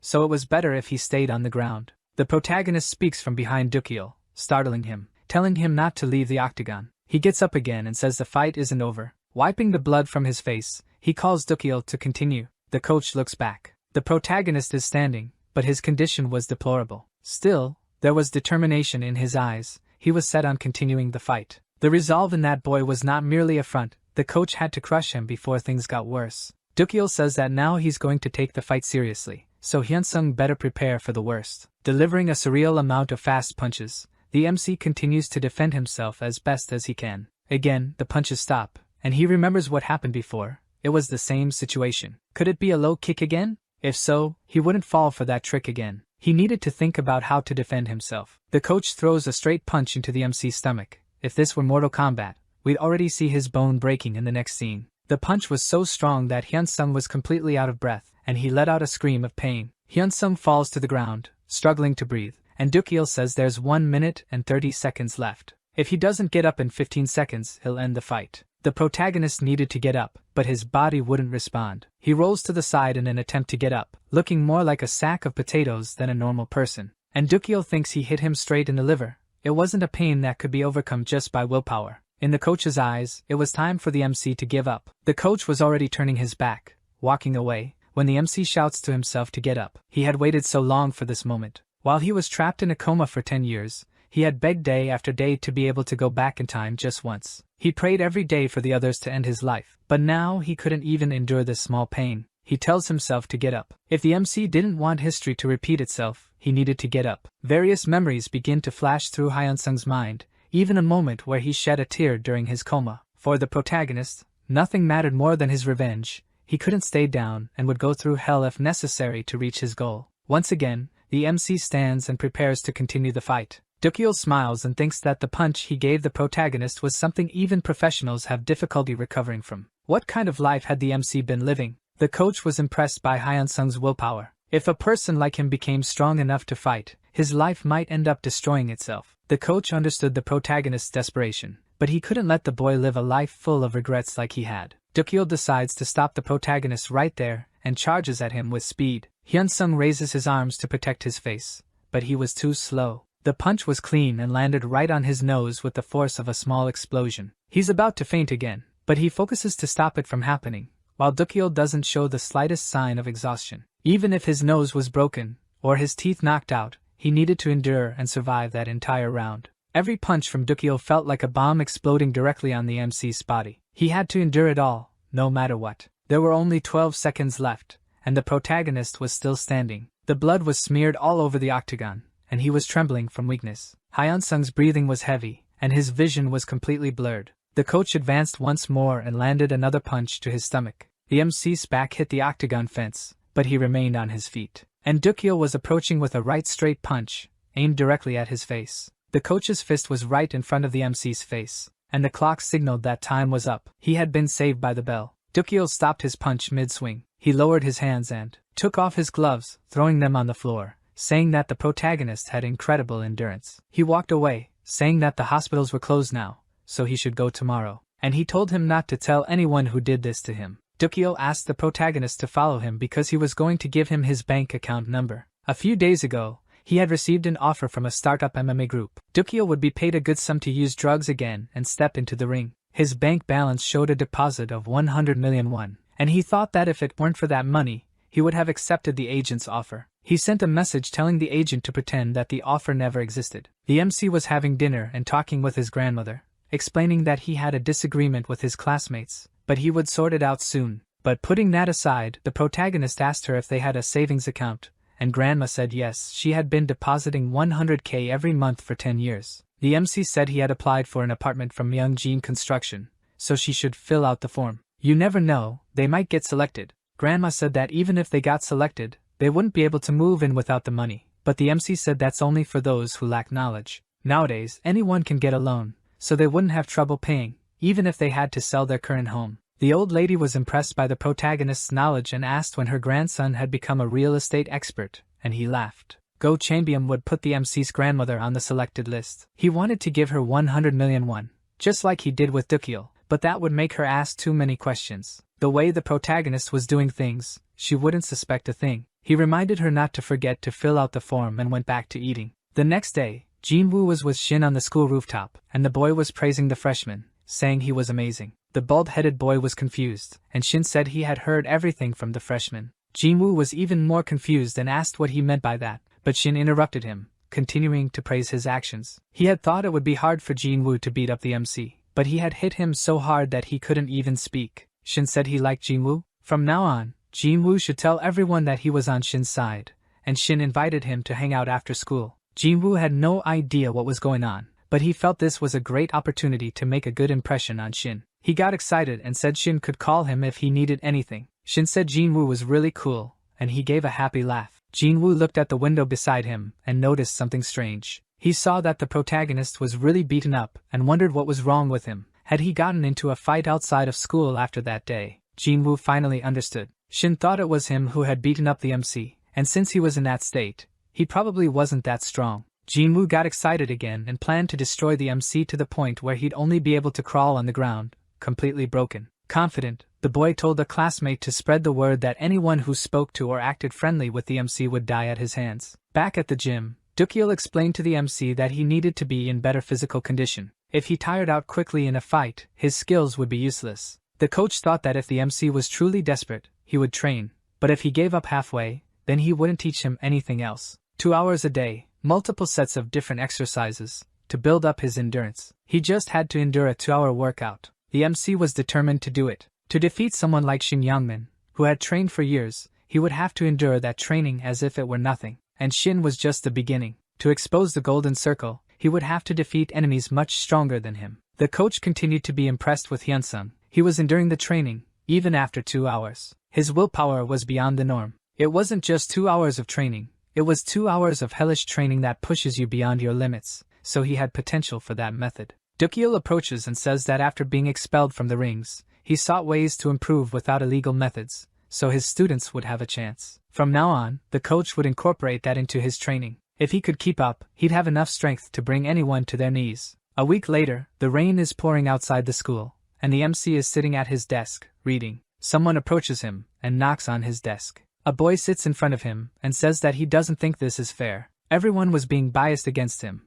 even though the MC hadn't done anything wrong. The boy's name is Kim Saiwoo, and he's a freshman in the protagonist's class. Hyunsung looks at the boy, and he continues to talk. The MC was a little different from how he remembered him, so he hesitated to approach, but he didn't want to isolate the protagonist just for that reason. The protagonist asks what he's talking about, what he meant by isolate him. Saiwoo is surprised and asks if he hadn't noticed that he was being isolated. The MC confirms that he hadn't noticed and asks Saiwoo to explain. He then asks if the MC didn't know that Jinwoo was threatening the freshman. Anyone who got close to Hyunsung was sworn to death by Jinwoo. The MC then asks why he was there, and Saiwoo protests, saying they've been close since elementary school. He wouldn't stay quiet seeing the MC suffer. Hyunsung had forgotten about Saiwoo, and his memories come back. Park Mincheol is beating up the MC, and Saiwoo arrives, yelling for them to leave him alone. In his past life, Saiwoo had protected the MC when he found out he was being bullied. The MC had even gotten a taste of freedom after that, even if it was for a short time. The problem was that Park Mincheol and his gang shifted their target from the MC to Kim Saiwoo and started attacking him. And after being beaten to the point where his leg was broken, Kim Saiwoo stopped talking to the MC. After that, when the MC was in a vegetative state, Saiwoo was by his bedside, asking for forgiveness for not protecting him until the end. He thought he was brave, but when things got tough, he became powerless. But if there were another life after this, he would never abandon him. The MC removes Saiwa's hand, which was on his shoulder, saying no, and the boy is confused. Hyunsung finishes the sentence by telling him not to act like they were friends. Still holding Saiwa's arm, he tells him to act the same way everyone else is acting because he, Hyunsung, knew how to take care of himself. The boy tries to protest, saying he doesn't understand the seriousness of the situation. The school bell starts ringing, and Saiwa says they'll talk later. Before walking away, the boy says one more thing. He's going to do what he wants to do. He won't leave Hyunsung alone. He'll come back during the next break. The protagonist has no idea what awaits him in the future, how many wounds and pains he'll still have to endure in this fight against the Golden Circle. But nothing good would come from Saiwa getting involved. He'll end up miserable, just like in the other life. All relationships beyond family, all good relationships needed to be completely severed. It's impossible for the MC to cut ties with his family, but he can't drag others into the mud with him. The teacher tells the students not to forget their homework, and the protagonist is sitting at his desk, thinking of a way to get rid of Saiwa. Class ends, and the boy doesn't show up. The MC wonders if he gave up and found a better option, so he wouldn't have trouble convincing Saiwa to leave him alone. Someone says that Saiwa is in trouble, and another student asks why, and gets the response that Jinwoo took him somewhere at that moment. The extra asks if they shouldn't tell the teachers, but the other says it's better to leave it alone than to suffer retaliation. The MC hears everything. Hyunsung hears the students say it's not like Jinwoo is going to kill the other boy, so he starts running out of the classroom in search of his friend. Jinwoo calls for Saiwa and says he had warned everyone not to approach Hyunsung. Jinwoo approaches in a threatening manner, and asks if Saiwa hadn't heard or if he had lost his fear. Saiwa asks who he was to say who he should or shouldn't talk to. He doesn't know why Jinwoo is threatening Hyunsung, but they were friends. He makes a threat back and tells him to stop hiding and come at him, calling him a son of AB*********H.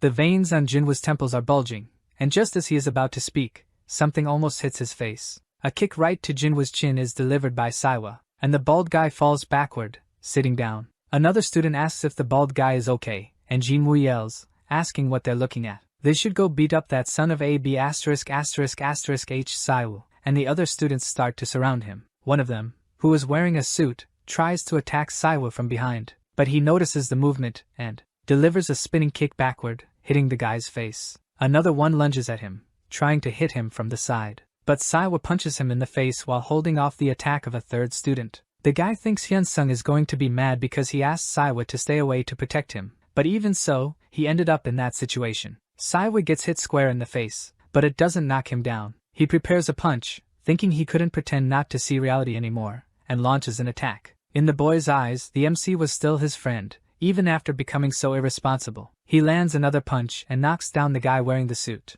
The protagonist has always been a friend to him, so he wouldn't give up protecting and defending Hyunsung. He takes a kick to the chest, and the students close in on Saiwa again.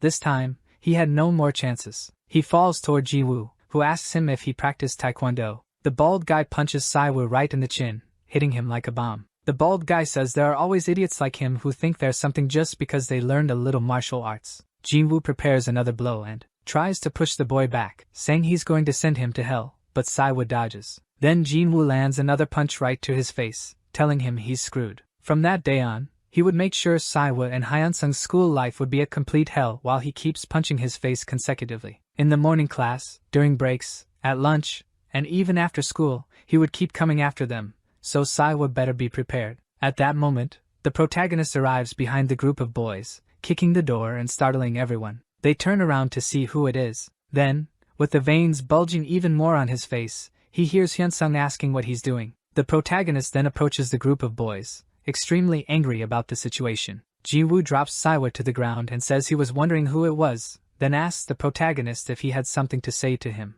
The protagonist thinks he was planning to deal with Jinwoo sometime later, but this was his chance to resolve it right away. Jinwoo was heavier than the MC, so he wouldn't stand a chance against him without some kind of strategy. He needed to provoke him a little to gain an advantage. The protagonist then says that, yes, he has something to say. The boys said Jinwoo beat them up, and he wanted to confirm that. It was even funny to the protagonist to see the boys getting beaten up by a fat guy who only relied on his size and weight to win against them. This deeply irritates Jinwoo, who asks what kind of nonsense he's talking about. The protagonist, to provoke him even more, says that Jinwoo only managed to hit Saiwa because he had others there to beat the boy in his place. One of the students asks if he doesn't know his place, and another says he just wants to end up crippled like his friend. Jinwoo yells for everyone to step back, that he would take care of the protagonist. The provocation worked exactly as he wanted, making Jinwoo want to fight alone. The bald guy is quite hot-tempered and will rush at the protagonist without even thinking. That's exactly what Jinwoo was doing, and the MC was waiting for him with his guard up. He was only the group leader because of his muscles. The protagonist lands a punch on the bald guy's chin and thinks that his movements are very clumsy and full of openings. Jinwoo is confused about receiving such a precise punch, and the protagonist asks if that was all he had, making Jinwoo even more nervous about him. Jinwoo gets angrier and shouts, calling the protagonist a son of a bitch, and saying he shouldn't act like he was worth anything. The MC had predicted that he would lose his temper and try to take him down all at once, but size was all he had, and the MC lands another punch on the bald guy. Hyun-sung begins to land several punches in quick succession, using what he had learned from his trainer. A punch straight to the stomach makes Jinwoo curse the MC with such hatred that the veins on his head seem about to burst, but the MC knew he was almost there. One final punch to the bald guy's chin is so precise that he opens his arms, and then begins to fall to the ground. The protagonist takes advantage of the fact that he's falling and starts stomping on the guy while he's on the ground. Hyun-sung's intention was to teach him a lesson that would be unforgettable, one that would make sure he never stood up again. The other students are shocked by the protagonist and ask if he has gone mad, as the MC genuinely wanted to cross the line by beating Jinwoo senseless. He was about to send Jinwoo to the next world. His hand was trembling while the boy lay on the ground, and there was ketchup everywhere. With a trembling voice, Jinwoo asks the protagonist to stop and apologizes, admitting he was wrong. The MC stops hitting the boy, who is already bleeding heavily, and asks if he was truly remorseful. Then he approaches the bald guy and grabs him by the shirt, ordering him to try and talk shit again. Wasn't he the one who said he had beaten the MC before? He orders Jinwoo to say it again, and the nearby students are increasingly worried and terrified. The protagonist tells the bald guy to repeat what he said before in front of everyone. Now, still trembling, he apologizes and also says he didn't do it because he wanted to. He explains that it was Shin Youngmin who told him to do it, and he couldn't refuse the order of a senior, even if the rumors were lies. He begs Hyun-sung to believe him, claiming he was just following orders. If it weren't for that, he wouldn't have spread those lies, and he continues to beg the MC. The protagonist lets go of Jinwoo's shirt, calling him trash, and says that was his final warning to the bald guy. He should never touch Siwa again, because if he caught him doing something similar, the protagonist lands one more kick right to Jinwoo's face, knocking him out completely, and he finishes his sentence. He would follow the bald guy to the ends of the earth to find him and turn him into a living dead, no matter how hard he tried to hide. In the infirmary, the protagonist tells Siwa that he had warned him to act like the other students. If he didn't want today's events to repeat themselves, he should stay out of the MC's business. But Siwa says he saw him before passing out. He continues by saying that the MC is just like him. When he heard his friend was being dragged by Jinwoo, he ran to help him. Siwa says he doesn't know what happened to him, but that wouldn't change the fact that they are friends. So, he shouldn't impose boundaries as if they were strangers. Even if something similar happens to him again, he would be there for the protagonist. Hyun-sung pulls his arm away from Siwa's hand and asks if he thought the fight against Park Min-cheo was just a mere coincidence. It wasn't them who started the fight, but the MC. He did it because they deserved to get beaten. Is everyone in this school a psychopath? All they talk about is sending others to the afterlife. Anyway, what happened here was just the beginning, and then he starts giving a speech. He first asks Siwa if he knows what his goal is, and then immediately answers that he's going to destroy all the bullies in the school, even if it means giving up everything. Siwa tries to say something, but the protagonist tells him to shut up and listen. Hyun-sung had gone through a traumatic event, but he couldn't talk about it, so Siwa shouldn't delude himself. What the MC wants is revenge. If he gets too close to Hyun-sung, what happened today will happen again. Did he really think he could handle that? He was already at his limit. The protagonist says he sees Kim Siwa as a friend, but he needs to remember that the kind and friendly Hyun-sung he knew no longer exists. He needed to discourage the boy from staying near him. Then Hyun-sung finishes by saying that no matter what he hears in the future, he should not stand in his way, because he won't be able to handle the situation. And that way, Siwa could stay safe. Siwa is still sitting on the infirmary bed. He bites his lips in anger, while the protagonist is leaving, thanking him for everything. Shin is in his room thinking about how he's going to use the payment. He had received double pay because of a job well done, and a bonus. Who would have thought that being a bully could turn into a career? Only in South Korea could this kind of craziness happen. He keeps thinking about how incredible it was, millions of won just for bullying and intimidating a bunch of kids. He loves this job and wants to keep it. Someone is walking down the hallway, and people are whispering about what was wrong with his clothes, so we imagine it's the MC. Shin had heard that this same job existed in other schools too. If he could get good contacts, he could easily reach 10 million won. The protagonist is standing in front of Shin's classroom, all dirty and bruised from the fight with Jinwoo, while Shin is still lost in his thoughts. The door to Shin's room opens furiously, startling him. Shin asks who the bum was that opened the door like that, and turns to see who it was. He notices Hyun-sung's presence, and the MC asks if he was the bastard named Shin Youngmin. He stands up, asking what the MC had called him, and the protagonist calls him a bastard again. Shin gets nervous about the protagonist's attitude, and Hyun-sung wastes no time, already moving forward to kick Shin, who blocks the kick with his forearm. He asks who the MC was, saying he had just shown up out of nowhere, but the protagonist doesn't respond. He raises his guard to attack. First came a right punch, which Shin blocks. Then, a series of quick punches leave the other boy on the defensive, asking who he was, but still without an answer. He realizes that even though the MC was training somewhere, he still wasn't strong enough, so he starts feeling confident that he'll win this fight. His attack patterns were still too obvious,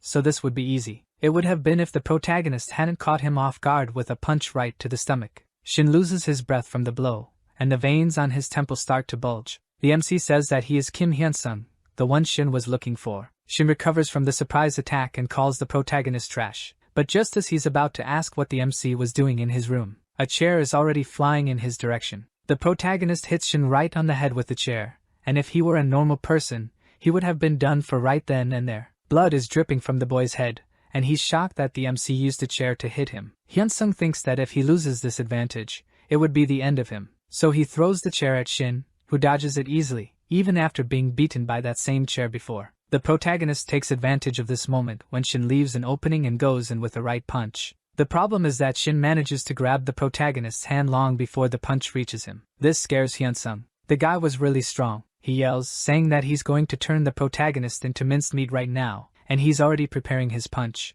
Hyun-sung raises his arm to defend the blow, seeing that it's going to be a straight punch. But the protagonist wasn't the only smart one in the story, and Shin changes the direction of his punch, landing a clean hit on Hyun-sung's stomach. The protagonist thinks that the trainer's punch was much stronger than what he just took from Youngmin, so he's okay with it. That's what he thought until almost immediately receiving another punch that exploded right in his face. From the beginning, Hyun-sung knew he wasn't a match for Youngmin. This fight was just for him to prove something to himself. He didn't plan to come out of this fight unscathed, but he had to bet everything on this one chance he had when Youngmin was cornered. The white-haired boy tries to deliver a sidekick, but the protagonist grabs his leg under his arm, rendering the kick useless, and this scares the boy. Then Hyun-sung throws himself at the boy, pushing him out of the school window. Shards of glass are falling from the top of the building where the MC pushed the other boy. Shin is trembling and bleeding. He was just one small push away from falling out of the school building's window, so he calls the protagonist crazy and asks what he wanted.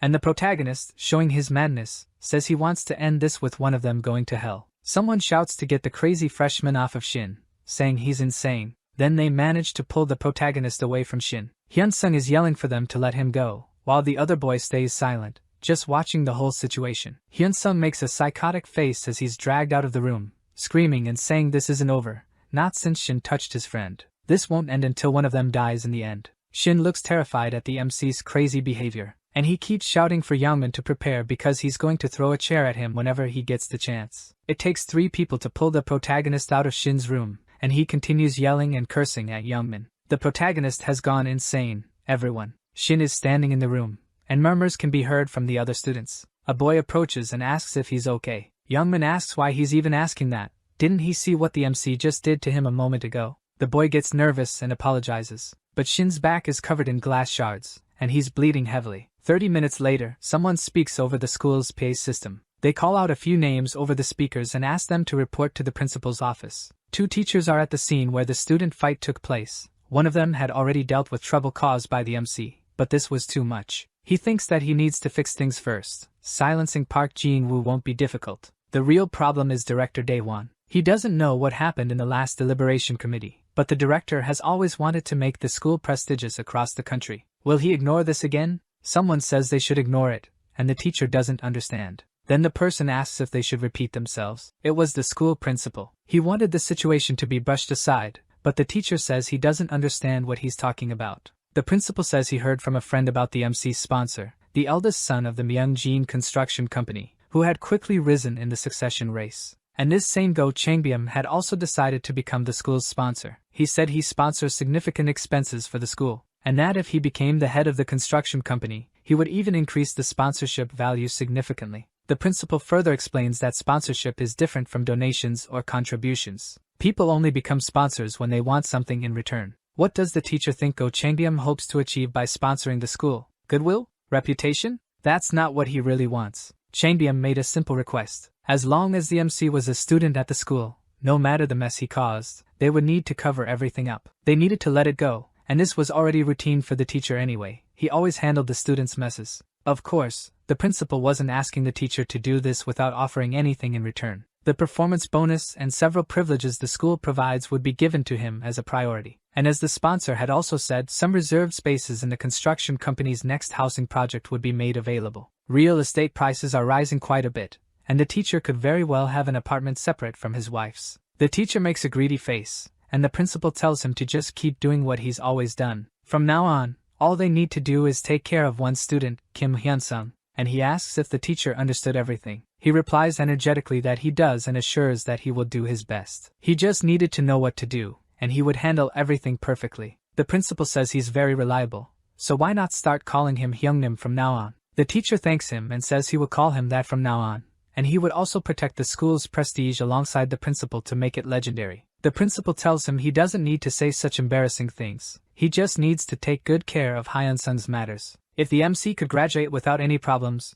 the school would have the construction company's support. He wouldn't abandon his brother in this mission, and the teacher thanks him. Someone opens the principal's office door, calling for him and shouting that Hyun-sung had taken a beating. The teacher and the principal are both shocked and ask at the same time what he had said and who the hell was the attacker. Time passes, and now Youngmin is in the principal's office. He yells that he's innocent. The MC attacked him first and hit him. Why was he being accused? The principal says the boy is a senior, he learned martial arts, and yet he beat up a student 2 years younger than him indiscriminately. He asks Shin if he really thought he acted correctly, and the teacher says he already knew him. He always beat others when he could. The principal scolds the teacher, telling him to speak more gently, and he apologizes, but the kid was the type who liked to hit others. Shin yells again that he almost fell out of the school building's window because of the MC, and he even had a witness to corroborate his version of the story. The teacher puts a hand on the boy's shoulder and says there are always witnesses, but it's a matter of knowing whether they are reliable or not. He could go out on the street and ask anyone who was more trustworthy,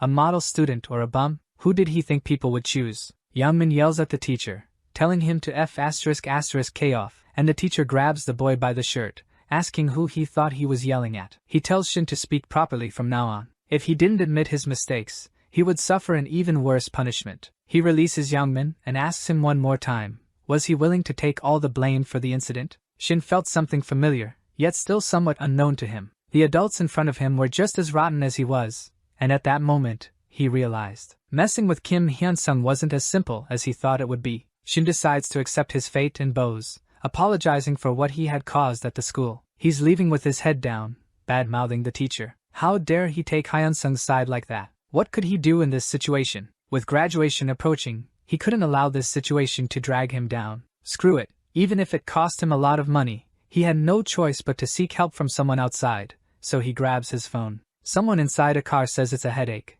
but still interesting. Looking at a piece of paper, the guy says using people's histories was common in his line of work, and he wonders why Myeongjin Construction was involved. The paper was the MC's file, and the guy thinks about his attackers, who were all expelled from school, and how he has the support of the principal and teachers. The mercenary's failure would become his responsibility, as he was the dispatcher, and the Golden Circle doesn't tolerate mistakes, so he would have to handle it himself. His name was Gang Taegu, and he was a regional dispatcher on behalf of the Golden Circle. Taegu arrives at the school principal's office and introduces himself as Youngmin's uncle. He talks with the principal, saying that Youngmin had told him he was treated unfairly by the school staff, and asks for more details. He analyzes the principal's personality, and sees that he's not someone who takes risks. The principal says he's never treated students like that, and Taegu believes the principal is a coward who would bow to any situation that posed danger. Taegu comments on the incident involving the 4 students who were taken to the hospital by ambulance, and were later expelled from school. And Kim Hyun-sung, the other party involved in the incident, got off with a light punishment, which could be a police case. Was the principal giving special treatment to the student Kim Hyun-sung? If that was the case, he wouldn't take it lightly. The principal starts laughing, saying that's an interesting story. But if Taegu was in Daesan, he had to do as people do in Daesan. Considering the students' futures, they decided not to conduct an investigation and had already spoken with the police, so Taegu could do whatever he wanted. Taegu asks if the principal was really okay with that, as he was someone who always did what he said he would do. The principal then replies that he understood exactly what Taegu was getting at. Then he smiles and says that in Daesan, that kind of threat doesn't work at all. Taegu goes to the police station, and a police officer is taking note of his complaints. He explains that the incident involving the 4 students was a case of self-defense by the victim. Even though they were police officers, they could see how the events unfolded. Should they really end a student's life over this? If they were truly going to punish Kim Hyun-sung, then they should first throw Shin Youngmin in jail without delay. The man slams the table and shouts that this is exactly why people have lost faith in the police and criticize them so much. Taegu continues by saying that if they didn't handle the situation properly, he would make this case public, and they should be aware of how powerful the internet can be nowadays. The police officer lets out a light laugh and says that this was Daesan. They weren't in Seoul, so he says Daesan, syllable by syllable. Whether it goes public or not, this is the kind of thing that would be forgotten by everyone after a few days of vacation. Taegu becomes nervous and confused, wondering what kind of city Daesan was. What on earth happened there to make it so different from Seoul? Apparently, the city's police chief and the school principal were great friends, which was quite common in a small town. Taegu was on the phone with someone, and that person kept saying that everyone there knew each other, and the reason Daehwan was so confident was that he fully trusted the city's cartel. This city cartel was a pretty complex problem. If it were based solely on rights and interests, there would be room for someone to intervene in some way. But this cartel was tied to a local sentiment, a kind of territorial psychology, that completely excluded outsiders from participating in local affairs. Obviously, the public officials are on Daehwan's side. Is this why people try so hard to stay in Seoul? Jobs in rural areas are easy, but because of this problem, no one wants to take them. Taegu lights a cigarette and thinks that if he fails this mission, no, that couldn't happen. The Golden Circle has never failed a mission, up until now. It wasn't an exaggeration to say that all its fame benefited from this fact. Even if someone fails their mission, the Golden Circle would send another operative to complete it. But if he fails this mission, everything he's built up to this point will be ruined in an instant because the Golden Circle doesn't spare losers. Gang Taegu thinks that in moments like this, he needs to stay calm and think clearly. Only then will he find a solution. A few hours earlier, Taegu talks to Shin and asks what he's talking about. Shin replies that he had said he would help him, and Taegu asks if he doesn't understand the gravity of the situation. Taegu asks if he thinks the Golden Circle is some kind of joke. Who was the mercenary here? He even got a bonus for this job, and now he says this? Did he think he could ask for their help anytime he wanted? Shin gets nervous and explains that it's not like that, and Taegu tells him to listen carefully. Yeonmin was frustrating Taegu, so he was going to say it one last time, cursing at him. He needed to have his head in the right place to solve this challenge. No one told him to fight Kim Hyun-sung. The mission was to make his grades drop. Whether he uses the freshmen or does it himself, his grades had to fall. It didn't matter if the teachers were on his side. Shin gets nervous about the treatment he's receiving. Taegu had said he would help him if he needed it, but now he's backing out. Taegu asks Shin to listen carefully. The Golden Circle doesn't tolerate failure. If he quits halfway through the mission or fails the mission, they wouldn't just punish Hyun-sung, but him as well, because that's how the Golden Circle works. So, no matter what, he had to get it done. The call ends, and Shin doesn't know what to do. He can't just give up after having come this far. He remembers the protagonist's words, warning him to be careful. Back in the classroom, the students are murmuring about what had happened to Shin's face. Someone says he had fought with the psycho freshman. In the students' opinion, Shin had won, but they wonder if his face looking like that had anything to do with him getting beaten up by the MC outside of school. The students continue talking about the fight from the day before, between the protagonist and Shin, which makes him extremely nervous. Back to the previous night, the protagonist appeared behind Yeongmin, reminding him of his words to be careful. Shin charges at him to attack, but before he could strike, the protagonist says that his miserable commission must be more important than his life. Then, Yeongmin stops his punch midway and asks how the protagonist knew about that. The protagonist then says he heard that an agent had gone to see the principal, so he already knew about the situation, but it would be better for the boy to think carefully. The eldest son of the Myeongjin Construction Company was Hyun-sung's sponsor, and the MC had no intention of leaving the issue between them unresolved. The protagonist says that this wouldn't end with a simple expulsion after messing with him. He was going to take Shin to court and make sure he was convicted, and when he got out of jail, the people from the construction company would be waiting for him, and those people would do everything they could to ruin him. In order to be treated like a person, he would be forced to leave Daesan, his hometown. But even if he did that, did he really think the protagonist would leave him alone? Shin gets nervous and calls Hyunsung a lunatic, asking if he was trying to promote some kind of justice. The MC responds no, he only wants one thing. Shin falls to the ground and begins to beg the protagonist, but he is approaching with anger on his face. Hyunsung only wanted the annihilation of all the bastards who messed with him. He grabs the boy by the shirt and tells him to choose whether he wants to attend school normally from now on. If he still wanted to be treated like a human in Daesan, he should endure everything his victims had to endure at his hands. The protagonist begins beating Youngmin. He was already hurt, so the pain would be even greater than it already was at that moment. There were punches after punches to the head, the nose, and the face until the next day. Shin's face is completely smashed, and he is covered in bandages. He also thinks the MC isn't strong, and that he could easily dominate him. But the problem was those bastards who were supporting him. The other problem was that if he left Hyunsung alone, the Golden Circle would definitely find him and make him pay the price for his failure. Shin is becoming more and more disturbed. If the rumors are true, he will lose everything he has, and even if he gives up on the mission now, he's done for. Many feelings and thoughts are running through Youngmin's mind. If that's the case, being expelled and having a mark on his record, banging his head on the table, he yells that he shouldn't be thinking about these things. He regretted taking that mission.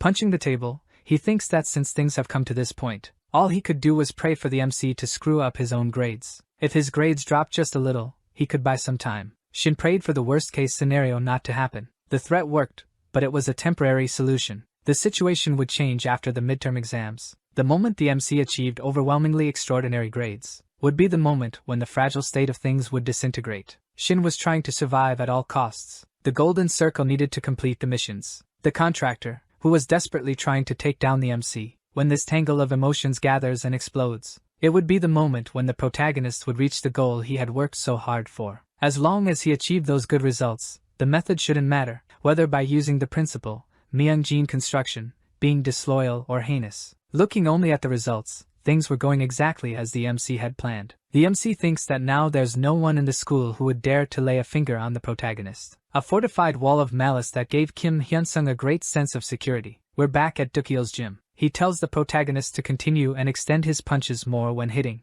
No matter how extreme the situation he finds himself in, if he has the will to go beyond his physical limits, he will never be defeated. The protagonist lands a punch and is praised by Coach Dukyeol. The fact that he could do this meant he could respond to the worst situations. The protagonist was already panting from the training, and the coach takes the opportunity to test his reflexes. Dukyeol throws a right cross, but the protagonist ducks to dodge it. He moves quickly to get close to the coach. He lands a blow on Dukyeol. The coach had blocked it with a pad. He praises the protagonist's progress, saying it's very good, and ends the day's training. The boy had talent, in Dukyeol's eyes. The MC was using moves that the coach hadn't even taught him, so it must have been his hidden potential. He tells the protagonist to go home after cleaning everything up, as resting was just as important as training, and the MC agrees. If this deal weren't about money, he might have even told Hyunsung to try his luck and become a professional. The protagonist had been reprimanded for training more than necessary, but now he agrees with the coach that rest is also important. As he turns to say goodbye to the coach, someone says hello,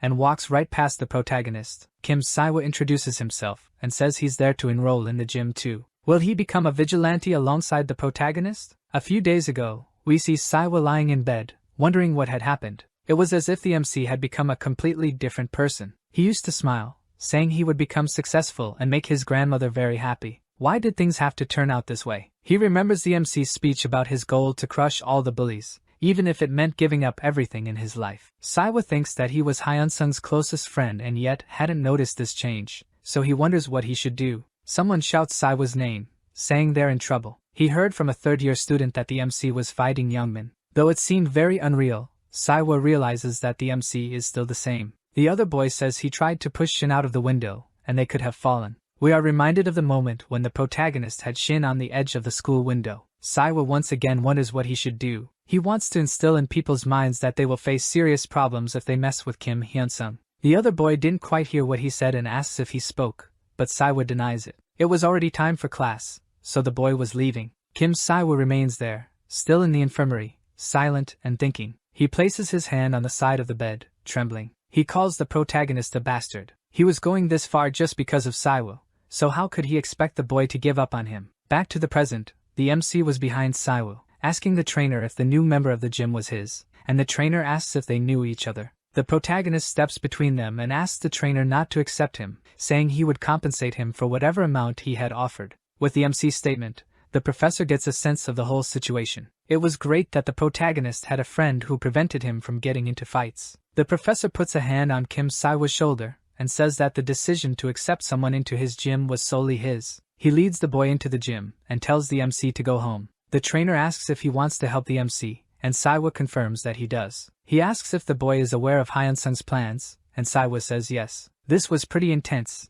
and it had been a long time since he had accepted new members into the gym. Dukyo asks if he thinks this is a gangster gym. He couldn't accept the boy and would kick the MC out if he could. Saiwa says he understands. He shows his injuries and explains that he got them while fighting the bullies who were after Hyun-sung. Dukyo is shocked by the severity of the violence inside the boys' school. It was far worse than adults would imagine. Saiwa continues, saying that if Hyun-sung hadn't helped him, he would have been left crippled on the cold school bathroom floor. He didn't want to ignore a friend like that. The boy asks Dukyo not to force him to join another gym. He thinks there's a reason Hyun-sung chose this one. The trainer thinks he dug his own grave when he decided to help Hyun-sung. Saiwa pulls out the little money he has and says that if it's not enough, he'll find a part-time job to pay more. Dukyo, hitting the coffee table, asks why he's so desperate at this age, and Saiwa says he wants to stand by the MC's side, even if he doesn't help him. In a situation where your best friend is being harassed, is it really wrong to tell these kids living in hell to use violence? The trainer gets up from his chair and says he gives up. Saiwa can come to the gym starting tomorrow, but if he doesn't keep up with the training, it's over for him.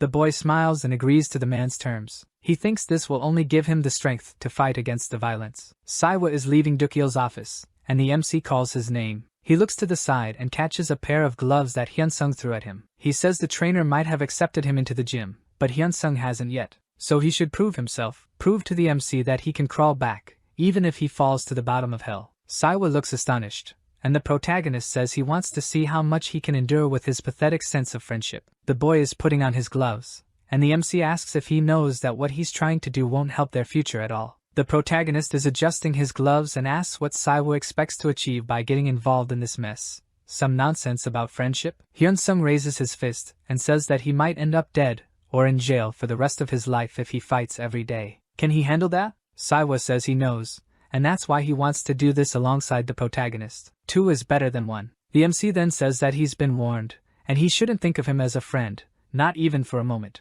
Hyun-sung moves towards Saiwa, who wasn't even guarding himself. The protagonist wants to end the friendship right there. He needs to dominate the fight. A very fast punch is coming toward the protagonist's face, and he's confused for a second, but he manages to block it as Saiwa says Hyun-sung forgot that he used to be an athlete. The protagonist takes a more serious stance and says, "Okay, let's do this." Saiwa throws a kick, and the MC blocks it with his arm. He knows his friend wouldn't have gotten involved unless he was confident in his abilities. In the middle of the fight, Saiwa says that if it were one-on-one, he would have wiped the floor with Ji-woo. The protagonist realizes that Saiwa is really a good athlete. Back when he competed, he was known as Mr. Specialist, and always won gold in competitions. Unfortunately, he fought the son of the leader of Korea's Taekwondo Association and lost due to an unfair referee decision. After that, the boy decided to quit Taekwondo. To him, it had all been in vain, but his determination never truly disappeared. The scene shifts back to the present, and Saiwa is lying on the ground in the octagon. The protagonist approaches and asks if he knew there was a technique in MMA called the catch kick, and that he could hit his opponent while they were on the ground. He starts punching Saiwa in the face while he's still on the ground and yells for him to accept defeat. Memories flash back, and we see the protagonist as a child defending a crying Saiwa. The MC shouts for Saiwa to give up while throwing punch after punch, which the boy desperately tries to block. Child Hyun-sung was smiling, even though he was all bruised. Saiwa yells, "No," saying he will never give up on the MC. He throws a right punch straight, but the protagonist dodges it easily and counters with a direct hit to Saiwa's nose, shouting for him to beg. The protagonist prepares another punch and tells Saiwa to beg him to stop. He hits the boy and exclaims for him to beg. Saiwa is badly beaten, but he smiles. The protagonist is holding him by the shirt, and Saiwa starts laughing. Hyun-sung looks at him, and sitting beside him, he puts his hands on his face and calls the boy crazy. He asks why Saiwa was doing this, saying he had already done enough for their friendship, and Saiwa replies that he just can't forget the old memories. He suffered every day. Even if he did nothing, he still got beaten by other boys. He couldn't do that to the grandparents who raised him. But one day, the protagonist had appeared in his life. It might have meant nothing to Hyun-sung, but Saiwa can't forget what he had done. Why was Saiwa doing this? Because he knows the MC hadn't done anything wrong, and why should he ignore him if they were friends? Couldn't he just do what he wanted? After all, it was his life. Quitting Taekwondo and staying friends with the MC were his decisions. The protagonist wonders why Saiwa isn't giving up, and someone enters the octagon. The door opens, and Dukyo walks in, telling them to stop fighting and start training with him. He bets he can get them to the top of the UFL. The coach is impressed with the potential of both boys. They could endure the beatings even without his lessons. So what was going on? When he was a UFL fighter, he encountered many promising talents, but none as talented as Kim Saiwa at that age. Hyun-sung, on the other hand, is blessed with extremely sharp mental presence and perception, allowing him to take advantage of opponents' weaknesses. If Kim Saiwa was destined for success among professionals, Hyun-sung was destined to be someone who climbs to the top. The protagonist was trembling slightly, and the coach continues. Due to the agreement he had with Hyun-sung, he had avoided talking about this, but the talent of these two was too good to waste. The MC had said he was planning to do things that wouldn't be useful for his future, so why not leave school and dedicate himself to martial arts? Although Dukyo's name had faded from Korea's spotlight, he still had many connections. He could help the MC reach the top. Hyun-sung asked the trainer why he became a fighter, and he responds that it was because he liked fighting. The MC says that's why he can't accept that offer. The MC wasn't interested in fighting. The pain he felt in fights made him want to quit. He only wanted to achieve his dream and would die if he couldn't. The trainer still tries to argue with him, but Hyun-sung interrupts, telling him to think carefully because the decision was Dukyo's. If the trainer thought differently from him, they could cancel the deal right there, and each would go their separate ways, but Dukyo shouldn't interfere. Then the MC leaves. Saiwa runs after the protagonist, and calls out to him. The MC tells him that from now on, he should think twice before speaking. He asks if Saiwa was truly confident that he wouldn't regret doing this to him, and Saiwa responds that he won't. The MC says he won't stop him, but there would be some conditions. First, he must train with him every day, and if he can't keep up, Hyun-sung will abandon him. The second is that he can only get involved in fights he can handle. If it's someone he can't beat or there are legal problems, he must stay away. Saiwa feels apprehensive, and the MC asks if he can't do that. He says he can but thinks that he isn't sure of the firmness in the MC's words. There was still a third condition. From now on, he would receive a monthly sponsorship from Youngjin Construction,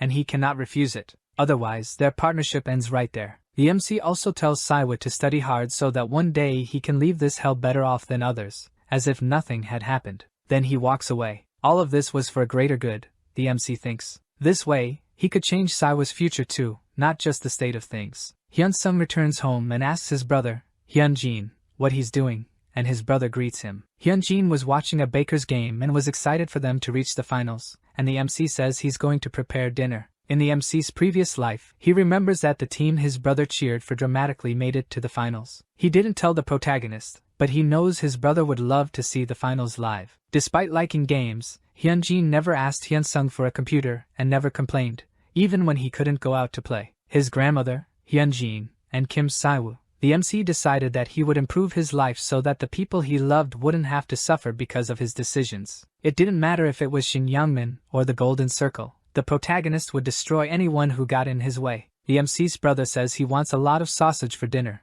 and Hyun-sung agrees. The protagonist's phone vibrates, and it's a message from his trainer. He agreed to keep the original deal between them and apologizes for getting greedy for a moment. He wouldn't mention anything more about them becoming professionals, but he also says that if the MC changed his mind, to let him know. The MC stays silent and thoughtful. A few weeks later, the day of the midterms arrived. These exams were a test for young people who hadn't yet been socially accepted to prove their worth. The teacher is explaining the exam rules while the students receive their tests, and pass the remaining ones to their classmates. The MC looks at the exam and thinks that he needs to score excellently on this test. Otherwise, his plan would fail before it even started. Even though he didn't need good grades and already had concrete evidence of the Golden Circle's actions, the MC was determined to destroy them completely. A mere exposure wouldn't have the desired effect for the protagonist. The people truly involved would hide, and the case would quickly be forgotten. If he wanted to expose the true force behind the circle, he would need to attack and crush their ego constantly, making them fail in their missions. Grades were a critical piece in this whole puzzle. A force as important as strength and the past needed to fight violence. So this moment, in itself, was the true beginning of Hyun-sung's revenge. In his past life, the MC remembers watching a drama about a student who was bad at studying but went back in time and became the top student of the year. The creators are discussing the character going back to school time only 10 years after graduating,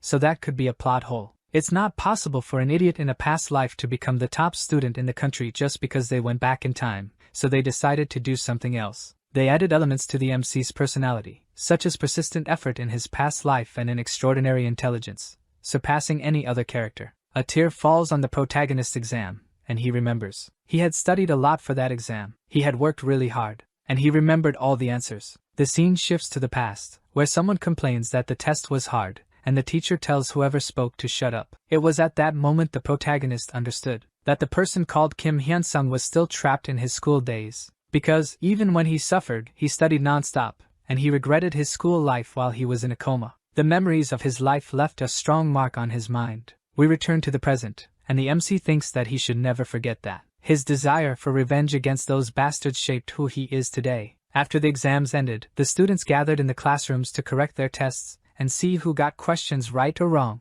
The protagonist is staring out the window, lost in thought, when a girl calls his name and asks if he wasn't correcting his test. Her name was Oh Hyeji, and she was in the same class as him. The protagonist says no. She asks why, and he responds with, "Why not?" He remembers her name and recalls that she was quite popular in his past life because of her beauty. She had confessed to the MC when they were freshmen, but he had rejected her because he didn't have the confidence to balance his studies with a relationship. Hyeji then suggests correcting the MC's tests. She kneels beside Hyun-sung, looking at his tests, and sees that he scored 100 in literature. The MC thinks there's no need to stop her from doing this. He realizes it's worth using her popularity to his advantage. He had also scored 100 in Korean history. Hyeji pauses for a moment to think. She's impressed that he actually scored the highest marks in all his exams. The next day, the teacher is with the protagonist on the rooftop of one of the buildings. He asks him what the school's top student wanted to talk to him about. The teacher says he can ask for anything, and he would do his best to fulfill his request. The protagonist then asks if he knows about the Golden Circle. The teacher looks confused and says, "Golden Circle?" Then Hyun-sung tells him to make sure he understands everything he's about to say. The scene changes, and someone on a phone call asks if it's true. They had heard that a boy who wasn't even in the top 10 suddenly became the number 1 in the school. Didn't they say the test was particularly difficult? The person listening is the principal. He says the MC was smart, but he didn't expect this result. The person on the phone asks if the MC received any special privilege, but the principal says he wouldn't do anything so stupid that could tarnish the school's reputation. The voice says they'd like to know which prep school he's attending, and the teacher says he only studies at school, he doesn't attend any other course. He also comments that the school already has an excellent educational program and feels sad when he sees parents wasting money on these kinds of useless courses. The teacher asks if it was another call asking about prep schools, and the principal says he's offended by it. The test was quite difficult this time. The test was made harder due to complaints from parents saying that easy exams didn't show who truly excelled. It was almost impossible to get a perfect score. They think of the protagonist, who achieved this incredible feat, and the principal says he can't deny having high expectations for him. He could already see Hyun-sung taking first place in the national exam and entering a top Korean university as a standout high school student. The principal asks the teacher if he didn't think the same, and the teacher agrees, saying he sees the same thing. Finally, they had a chance to make the school the most prestigious. With the support of Myungjin Construction and the MC's grades, Daewon's dream would come true. But the principal knew that the MC would cause more trouble. What would people think if the number 1 student at school was a bully? That would be bad. Daewon asks if the teacher remembers that he had asked him to look after the MC, and the teacher says yes. He knew the teacher was doing his best, but they had to be perfect. From now on, Hyun-sung had to be the best success story the school had ever created, and the teacher understood the weight of the situation. Now that the school's top student was in the teacher's class, he would receive a bonus starting next month, but there would be even greater rewards for him. Daewon says he would support the teacher until Hyun-sung graduates and beyond, because they were partners. The teacher is pleased with this and says he can count on him. He knew that Hyun-sung would be his golden ticket in life, much more than Miho. Back to the present, the teacher is talking with the MC when he asks if he knows about the Golden Circle. The protagonist realizes, by the teacher's expression, that he has no knowledge of the Golden Circle. He says he's going to explain everything, so the teacher needs to pay close attention. After the whole explanation, he says that if something happens to him, the teacher is also screwed. The teacher asks if he should stop Shin, but the protagonist says no. There's only one thing he wants and will continue wanting, and that's ignorance. An adult who ignores whatever the MC does and makes it seem like nothing ever happened. That would be enough, so the teacher needed to prepare himself. At that moment, Yonkyo realized that anything wouldn't be a small thing. The scene changes, and we see Youngmin lying on the ground with someone stepping on his head, saying that this was the last warning. The one stepping on Shin is Taegu, saying that if he fails again, he'll be left without his legs, and the boy agrees. Taegu says this is his last chance and leaves, abandoning Shin on the ground like a beggar. Youngmin is sitting on the stairs, smoking a cigarette, and someone suggests beating up the MC after class to make him give up on everything. Shin argues that they could do that once, but doing it outside the school would involve Myeongjin construction, and that's out of the question. They should use the fact that they're students to the fullest. They needed to make the MC feel insecure inside the school, where Myeongjin couldn't interfere. The other student says that was Park Min-cheol's strategy, and in the end, they got expelled. Shin agrees that this was indeed a problem. Another first-year student, who looks like he's avoiding paying child support, asks to make a suggestion. His name is Bae Sungo. His idea wasn't to do things slowly, but to cause multiple problems involving Hyunsung. The principal has a sort of school prestige syndrome in his head. He might punish 1 or 2 students, but could he really do that to 30? With so much chaos, Daewon wouldn't be able to cross the line. He would have to give up on his dream of making the school prestigious. Shin thinks this is a great idea. A few days later, Hyunsung felt a strange sensation during lunch at school. Someone approaches him and calls him a jerk. He wonders if this is how it's going to start, and the students are celebrating among themselves for provoking the MC. They could go ahead. Someone is running after Hyunsung, cursing him and calling him a son of a bitch, and he just thinks that this will make destroying them even more worth it. The boy behind the protagonist tells him to watch where he's going and punches him in the head. The boy then asks if he's not going to apologize for bumping into someone, but the MC stays silent. Another student asks if he's deaf, and a third one thinks he's mentally slow. At that, the protagonist looks back. Hyunsung laughs and says, "So that's how it is." The boy was about to ask what he was going to say, but is caught off guard with a punch right to his face. The protagonist quickly attacks the second student, clawing his face with his hands, and punches the third boy. The one with the scratched face is on his knees, crying, about to speak, but the MC interrupts him. He kicks the boy in the chin, causing him to fall backward, and he orders them to tell their boss that he shouldn't try to outthink him, but should attack with everything he's got. The door to the classroom opens, and the student who says he's 17 but looks 34 is entering. His plans didn't go as expected. The idea was for the boys to provoke the MC, and then he would attack the protagonist with his group. The boy approaches the MC's desk while he's studying, and asks if he's Kim Hyunsung. The protagonist stands up and says it would be bad to fight him in the classroom, so he asks if they can go somewhere where the teachers won't be. The protagonist is smaller than him. I don't know how he isn't scared. They're all on the rooftop of one of the school buildings, the protagonist alone, and the dark-skinned Shrek with his crew, which is 10 students. The protagonist closes his eyes and thinks that, while he was in a coma, the revenge he planned was just a delusion. The plan made perfect sense, but he knew it wouldn't succeed. In imagination, people are capable of anything, but even he wasn't sure if he could do everything he imagined. The success rate of the MC's revenge would be measured by the battle against Shin. If he couldn't overcome that obstacle, he'd have to pay the price. The MC had tried to provoke the group of the 34-year-old teenager, but he was confident that Hyunsung was underestimating them. Sungo says that the protagonist had crossed the line by ignoring the rankings and attacking a school senior, but the MC says that's a lie. He tells them to stop wasting time and get straight to the point. They were trying to provoke the MC with weak arguments. Pointing to the windows of the other buildings, they see that many people are watching, and the MC says it would be a shame if they all attacked him at once. He tells the boys to come at him one by one and calls Sungo to be the first, or he could wait and get beaten later like an idiot. He asks if the 34-year-old teenager was scared, and someone shouts that the protagonist must have gone completely crazy. Another boy, with green hair, agrees with the proposal but says he has something to say. He starts advancing slowly and then speeds up, saying that once he gets close, there won't be a next time. The boy's punch lands squarely on the protagonist's face.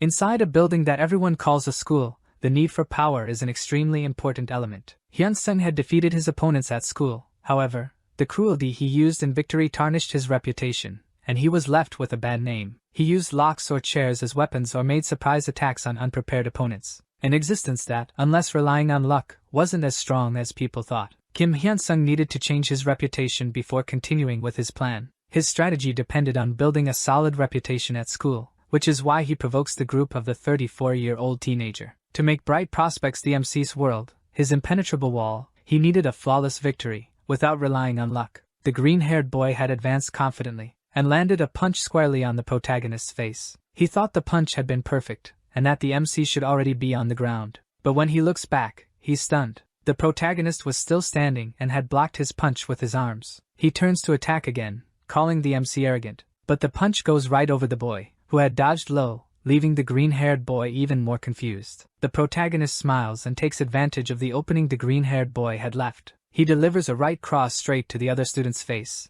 knocking him out immediately. Ji-woo is at one of the windows watching the scene and is shocked by the protagonist's power. He had defeated a senior with just one punch. This showed Ji-woo that his own defeat wasn't due to Hyun-sung's luck. He wouldn't get involved in that situation anymore, nor go against the MC. He starts to think that he should never have accepted this proposal in the first place. Someone taps him on the shoulder. He's irritated that someone is bothering him at that moment, but when he turns around, a punch hits him right in the face, sending his body backward, and we see that it was Siwoo who delivered the punch. He calls out to Ji-woo and asks if it wasn't time for them to settle things between them. A while ago, after the MC had defeated the 3 boys who tried to provoke him, Siwoo called out to Hyun-sung and asked if he had a plan because he also wanted to help. The MC tells Siwoo that he had promised not to get involved in reckless fights, and the boy asks if he plans to face Youngmin's group alone. Hyun-sung says he knows that Siwoo cares about him, but it would be better if he didn't get involved. Siwoo says that even so, it wasn't right, and the protagonist says he knows, but he had to do it. It's not like things would be resolved if someone else stepped in. The protagonist says there's something Siwoo could do if he wants to help. He wants the boy to prove that the MC isn't alone, and asks him to get revenge on Ji-woo. Ji-woo is stunned by the punch he took and asks if Siwoo is crazy, wondering if he's doing this because he believes in Hyun-sung. Then he calls him to fight. The bald guy, who seems to have only one shirt in his wardrobe, charges at the boy, saying he'd rather be expelled after turning him into a corpse. Siwoo's kick lands squarely on the bald guy's chest, making him take a few steps back, growing more disoriented. He starts wondering if he's going to lose with just one punch. The students are watching the two fight, and Ji-woo starts feeling embarrassed for losing. He asks if Siwoo is ready to throw in the towel. Siwoo dodges all of the bald guy's punches until he thinks he sees an opening, and lunges at Siwoo with both hands outstretched. But Siwoo simply punches him in the nose, pushing his head back. Siwoo readies his foot, and raises it toward Ji-woo, looking like Sanji from One Piece, and brings it down hard on the red-shirt guy's face. Back on the school rooftop, the protagonist is now beating up another student, this one with blue hair. Everyone in this group seems alternative. Sungo curses the protagonist in his mind. The MC had been clever in calling out the boys for one-on-one fights. It had been intentional from the start. If it were up to Sungo, he would have loved to corner the MC with everyone, but as it stood, he had already defeated the 4th guy. If he had taken on the protagonist with the whole group, his strength wouldn't have been recognized, even if he secured the golden circle spot over Shin. The same goes for defeating the MC when he's out of energy. He needed to do something and orders Hyun-sung to stop. The protagonist releases the boy he was beating and looks at the big guy, who said he would face him right then. Sungo says he has no personal issue with the MC, but acting like he could beat everyone was ridiculous. Hyun-sung replies that he's acting that way because they're all truly ridiculous. Sungo charges at the MC, calling him a son of a bitch, and throws a punch at his face, which is easily dodged. The MC counters and hits Sungo hard. Sungo attacks again, this time landing a hit on the protagonist. But when he notices his fist on Hyun-sung's face,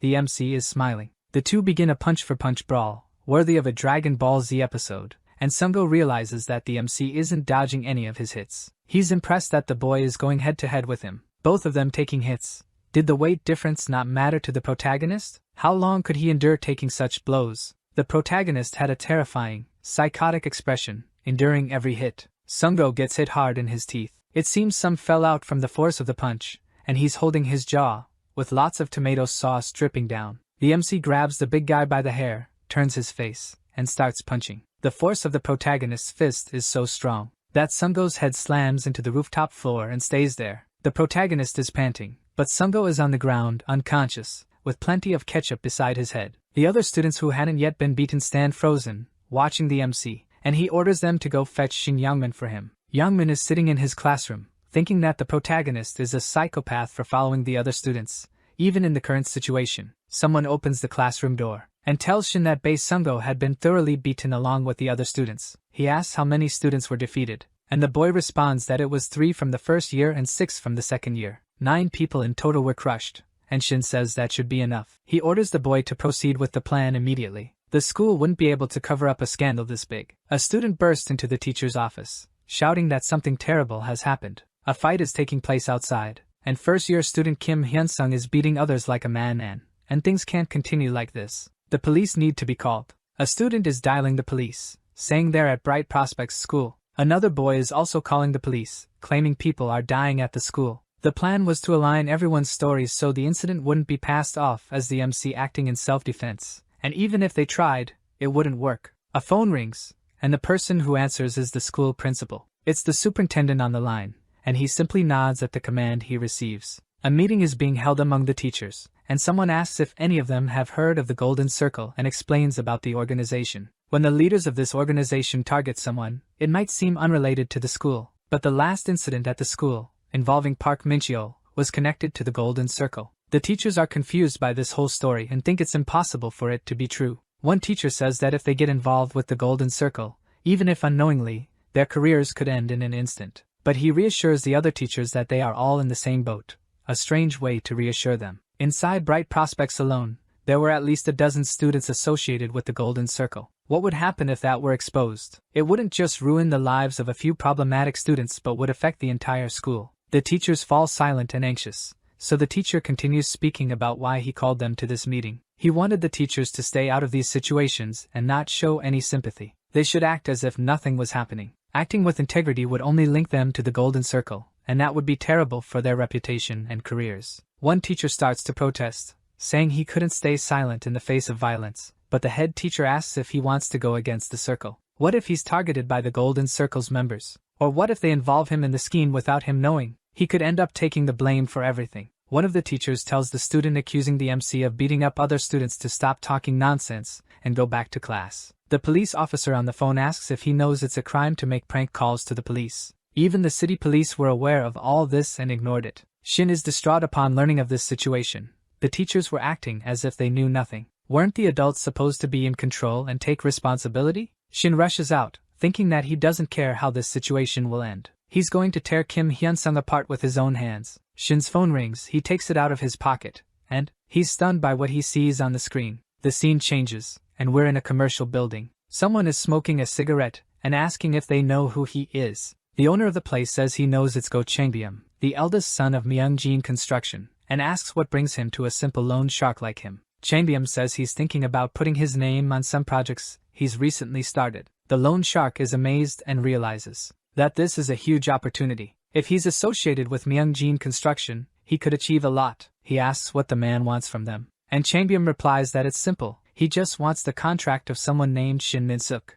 That alone would be enough for him. The call Shin saw was from his father, and he's shouting at him, asking what he's doing. Shin asks what the old man wants. He tells Shin to stay away from the MC because if he does anything to the boy, their lives will be ruined forever. If he doesn't want the loan sharks in the city to kill his father, he shouldn't even think about harming Hyun-sung. Shin stares at the phone, growing more desperate, unable to understand how his father had been tracked down, but now Shin was cornered. The voice on the phone changes and greets Youngmin, introducing himself as Go Changbyum. He tells Youngmin to listen carefully. His house was marked, something his father had been trying to avoid, but they were still deeply in debt. Those debts would be passed on to Youngmin. Changbyum asks if he plans to renounce his inheritance, and whether the loan sharks would care about that. Shin was totally screwed, but if he wanted to survive somehow, he'd have to let the MC beat him until he got tired. Could he do that? Shin asks if this wasn't cowardice on their part, and Changbyum says that there's no such thing in a fight. The one who wins is king. End of story. Shin had better be careful not to say anything foolish. We're back on the rooftop, and someone is approaching.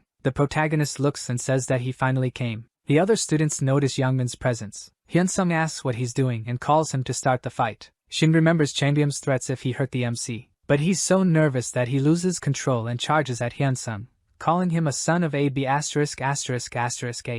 Shin was about to land a punch on the protagonist's face, but he wonders if the MC wouldn't dodge the blow. The two lock eyes and a foot moves to the side, and the protagonist dodges Youngmin's punch, saying he should have received the call from Changbyum. The protagonist counterattacks, hitting Youngmin's face with ease. He grabs the boy by the hair and asks if he wants the MC to let him win, then unleashes a series of punches to Shin's face, demanding to know why he had run toward the protagonist earlier. Hyun-sung tells Youngmin to choose, kneel like an idiot or risk his life out of pride. He had to make a choice. Another punch from the protagonist lands on Youngmin's face. Youngmin gets furious and starts cursing the protagonist. Then he lands a hit on the MC's chest. Shin's attack was completely anticipated. If there hadn't been a crowd, he might have held back. But for a 19-year-old delinquent, it's hard to stay rational with an audience watching. Shin screams that he's going to destroy the protagonist and ruin his own life. He had participated in a few competitions, and videos of those fights were easy to find.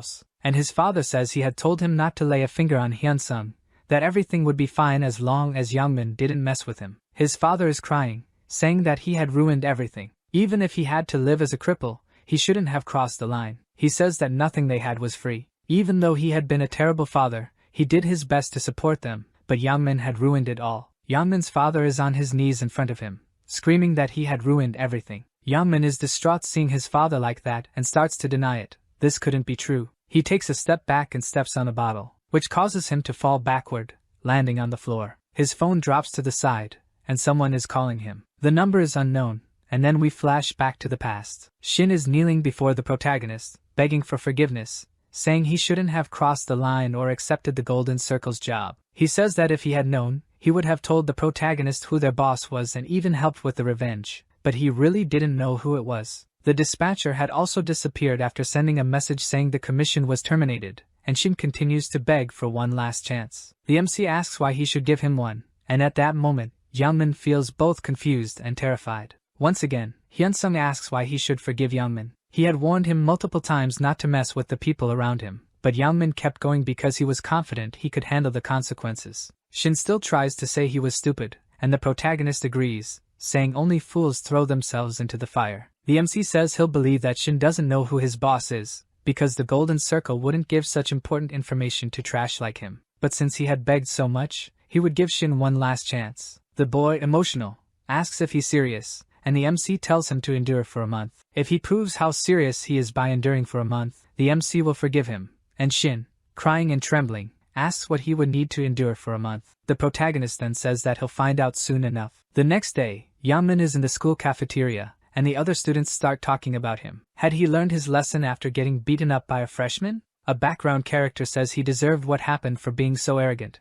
thinking he was the strongest. But when Youngmin turns to face the boys, they turn their backs, intimidated. Shin grabs a chair and sits down, wondering if this was what Hyunsung meant when he said he needed to endure for a month. This was nothing, just 1 month, and all that humiliation could be over. If he started acting after a month, Shin was beginning to plan when he noticed a strange student staring at him. It was one of the boys he used to bully. Shin thinks the world must be a better place for that kid now, for him to dare stare at him like that. He only needed to endure for 1 more month, then he could graduate high school and start a new life. Shin was peacefully eating his lunch when someone approached him from behind. The same boy who had been staring at him was now standing beside him, and threw a carton of milk on Youngmin's head. Shin looked at the boy with hatred in his eyes and called him a bastard, and the boy asked if he knew Hyunsung. With a contemptuous expression, the boy said that, according to Hyunsung, he could do this to Shin, and asked what he thought about that. Flashback to a few days earlier, the protagonist is in front of his class giving a speech about how much he hates Shin Youngmin. His school life had turned into hell because of that bully, but he would never be in the position he is now if he hadn't learned how to defend himself. So, from that moment on, he wanted to make Shin pay for what he had done.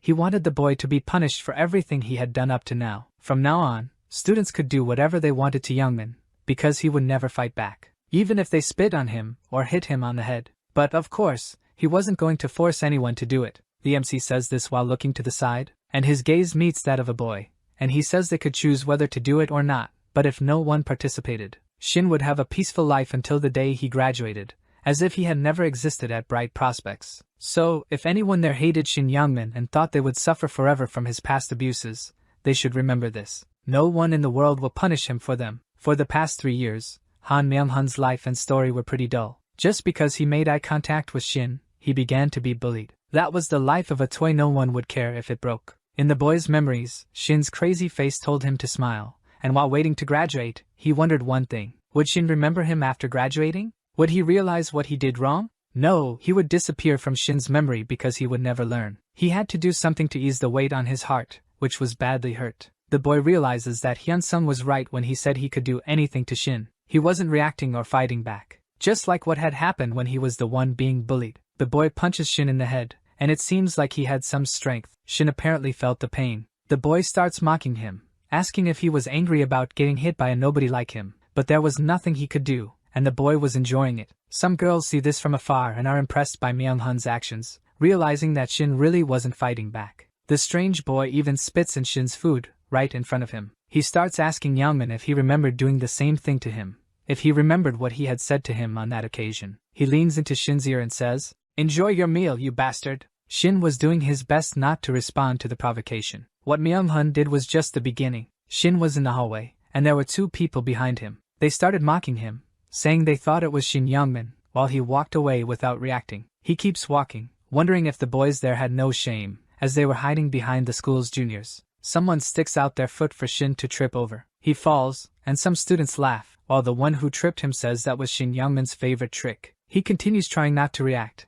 even when they throw a soda can at his back. But it wasn't easy. He looks back and sees a group of students staring at him. On his desk are several post-it notes mocking him. His classmates were too cowardly to say those things to his face. Youngmin wonders if he should just give up on everything and kill them all right then. But he remembers the protagonist's face, and that makes him stop thinking about it immediately. 1 month, he only needed to endure all that humiliation for 1 month until Hyunsung would leave him alone for good. In another room, the protagonist was sitting. He thought that beating Youngmin could give him some clues about who was behind all of this. He really didn't know who the employer was, and even the broker had disappeared after sending a message saying, "Commission terminated." Based on the clues the MC had gathered, the employer was in a class similar to his and rich enough to hire the Golden Circle. If he kept narrowing down the list, he might eventually find some suspects, but he still didn't know who it was. Anyway, he shouldn't rush this because the Golden Circle would appear again. Until then, he had to focus on his new target. Several students were stomping on poor Youngmin. He tried to ask for help but was ignored,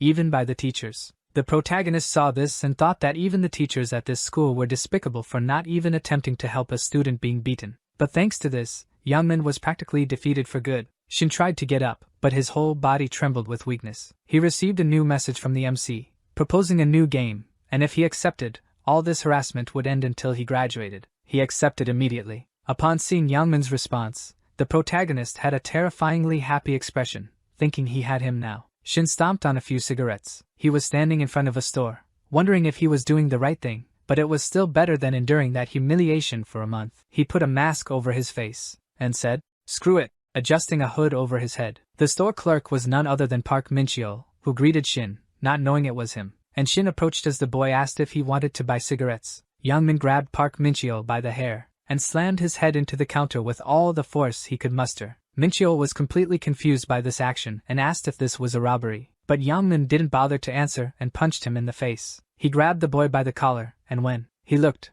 he recognized that it was Shin attacking him. Some time later, Park Min-cheol was with the other 2 members of his gang, who had also been beaten by Shin, and he said he was sure it was him. Min-cheol mentioned that he had heard the protagonist had broken Shin's arm not long ago, and the guy who attacked them had a cast on his right arm. One of the boys asked why Shin would attack them and if they should report him, but Min-cheol said Shin was crazy, and it could get worse for them. Min-cheol said the best option was to pretend they had bad luck with the attack and forget about it, and the other 2 boys agreed with the suggestion. Someone arrives at the spot where the 3 are gathered and says it's great to see them all there. It was Shin Youngmin, with a frightening expression, calling them errand boys. They asked what Shin was doing there, and he asked why they were hiding if they knew it was him who attacked them. They asked why he did it, and he replied that he didn't want to. But Hyunsung knew his weakness, and said that if he showed them what hell was for a month, he would be forgiven. The boys were confused by what he had said, and he asked if they didn't know what that meant. At that moment, he charged at them, and apologizing for having to make them go through hell in his place, he began beating them in every possible way. The first to take a hit was the one with slick back hair. I swear I don't remember his name.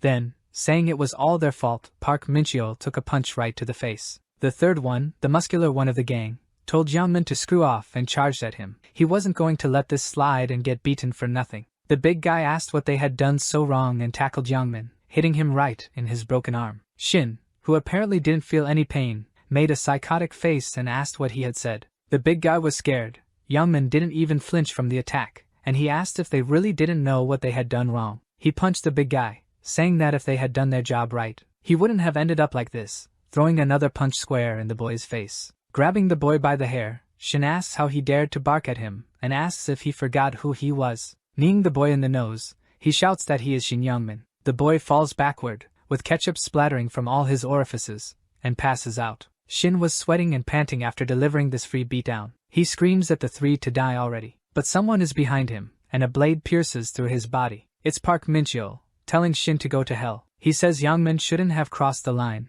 the blade protruding from the boy's chest like a chestburster from Alien. Ketchup was dripping onto the floor, and Min-cheol screamed that Shin was the real reason they were all screwed, so why was he blaming the others? Shin falls to his knees, calling Park Min-cheol a lunatic. He's holding his chest, trying to stop the bleeding, and he finally realizes what the MC's true goal was as he collapses on the ground alongside the 2 others he had beaten. It was mutual destruction for everyone there. Lying on the ground, Youngmin says they were all screwed. Hyunsung just made them choose who would be the most screwed among them. The next day, the students are talking about the events of the previous night. Shin was stabbed, and the main suspect was Park Min-cheo. Min-cheo would be sent to juvenile detention, but it wouldn't be counted as a criminal act on his record. They have no idea what really caused all the commotion between the four boys. But something was odd about it. Everyone had pled guilty and asked to go to juvenile detention as quickly as possible, eager to leave Dae-san. The MC is on a call with someone who says that Miho's family sold all their properties and moved out of the condominium where they lived.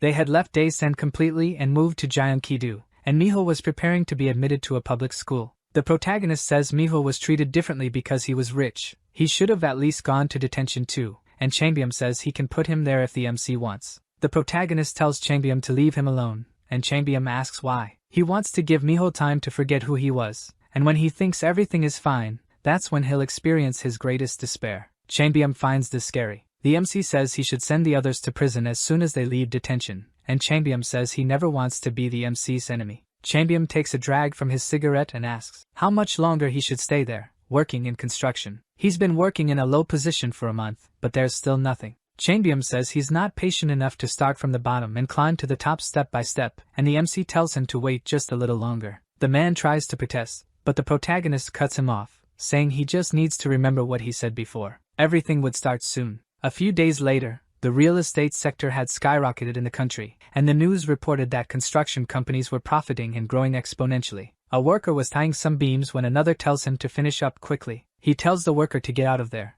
and the worker asks for just a moment to step away. The supervisor orders the beams to be lifted. When the beams reach a certain height, the cable holding them snaps, and all the beams fall. Someone screams for Mr. O to look up and see what it is. The beams crash down on him, and a deafening scream echoes across the construction site. Mr. O is lying on the ground, with the beams on top of him. The other workers are panicking, wondering what they should do, and one tells someone to call emergency services. The supervisor yells at them to drop their phones. He tells them to wait. He's going to call the higher-ups first. Someone suggests calling an ambulance, and he yells for them to shut up, saying they can't afford any delays on the project. The injured worker didn't reach the hospital until 2 hours later, and it wasn't the nearest hospital but one affiliated with the company. After a delayed response, his son had to face the company, which coldly said the accident was Mr. O's fault. It had cost them money too, but they wouldn't demand compensation for the damages. The news continues to report that construction companies' stocks were steadily rising and that this increase wouldn't stop anytime soon.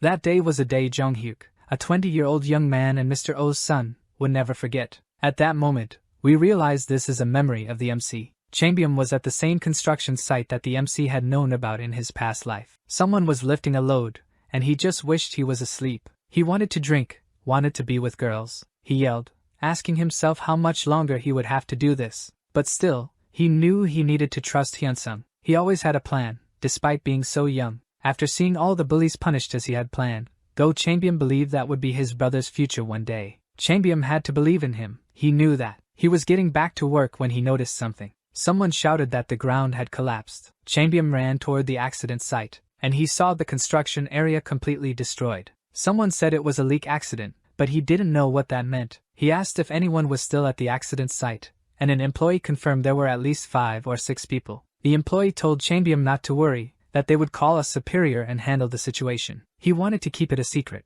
but Changbyeom grabbed the man by the shirt and asked if that was really important. Changbyeom was terrified by the accuracy of the MC's predictions. How much had he foreseen? The MC had told him there was only one thing to remember while there. If there was an accident, he should use his name to piece things together. He shouldn't think about the losses, only about what was best for those who were hurt. With that, Changbyeom ordered them to call 911 and the rescue team. The employee refused, saying this wasn't about compensation but about who would cover the costs of delays in construction. Changbyeom told him to call emergency services because he would take responsibility, not the employee. He asked if the employee thought it was funny to play with people's lives, then ordered him to call the rescue team and save those trapped in the accident. Changbyeom waited for the rescue team. They said they would leave as soon as they received the emergency call. He wanted to remove the debris to make the rescue team's job easier, but they told him not to touch anything until the specialists arrived. The eldest son was nervous and told them to call again to hurry the team, as he would handle everything if any problems arose. More parts of the construction site began collapsing again,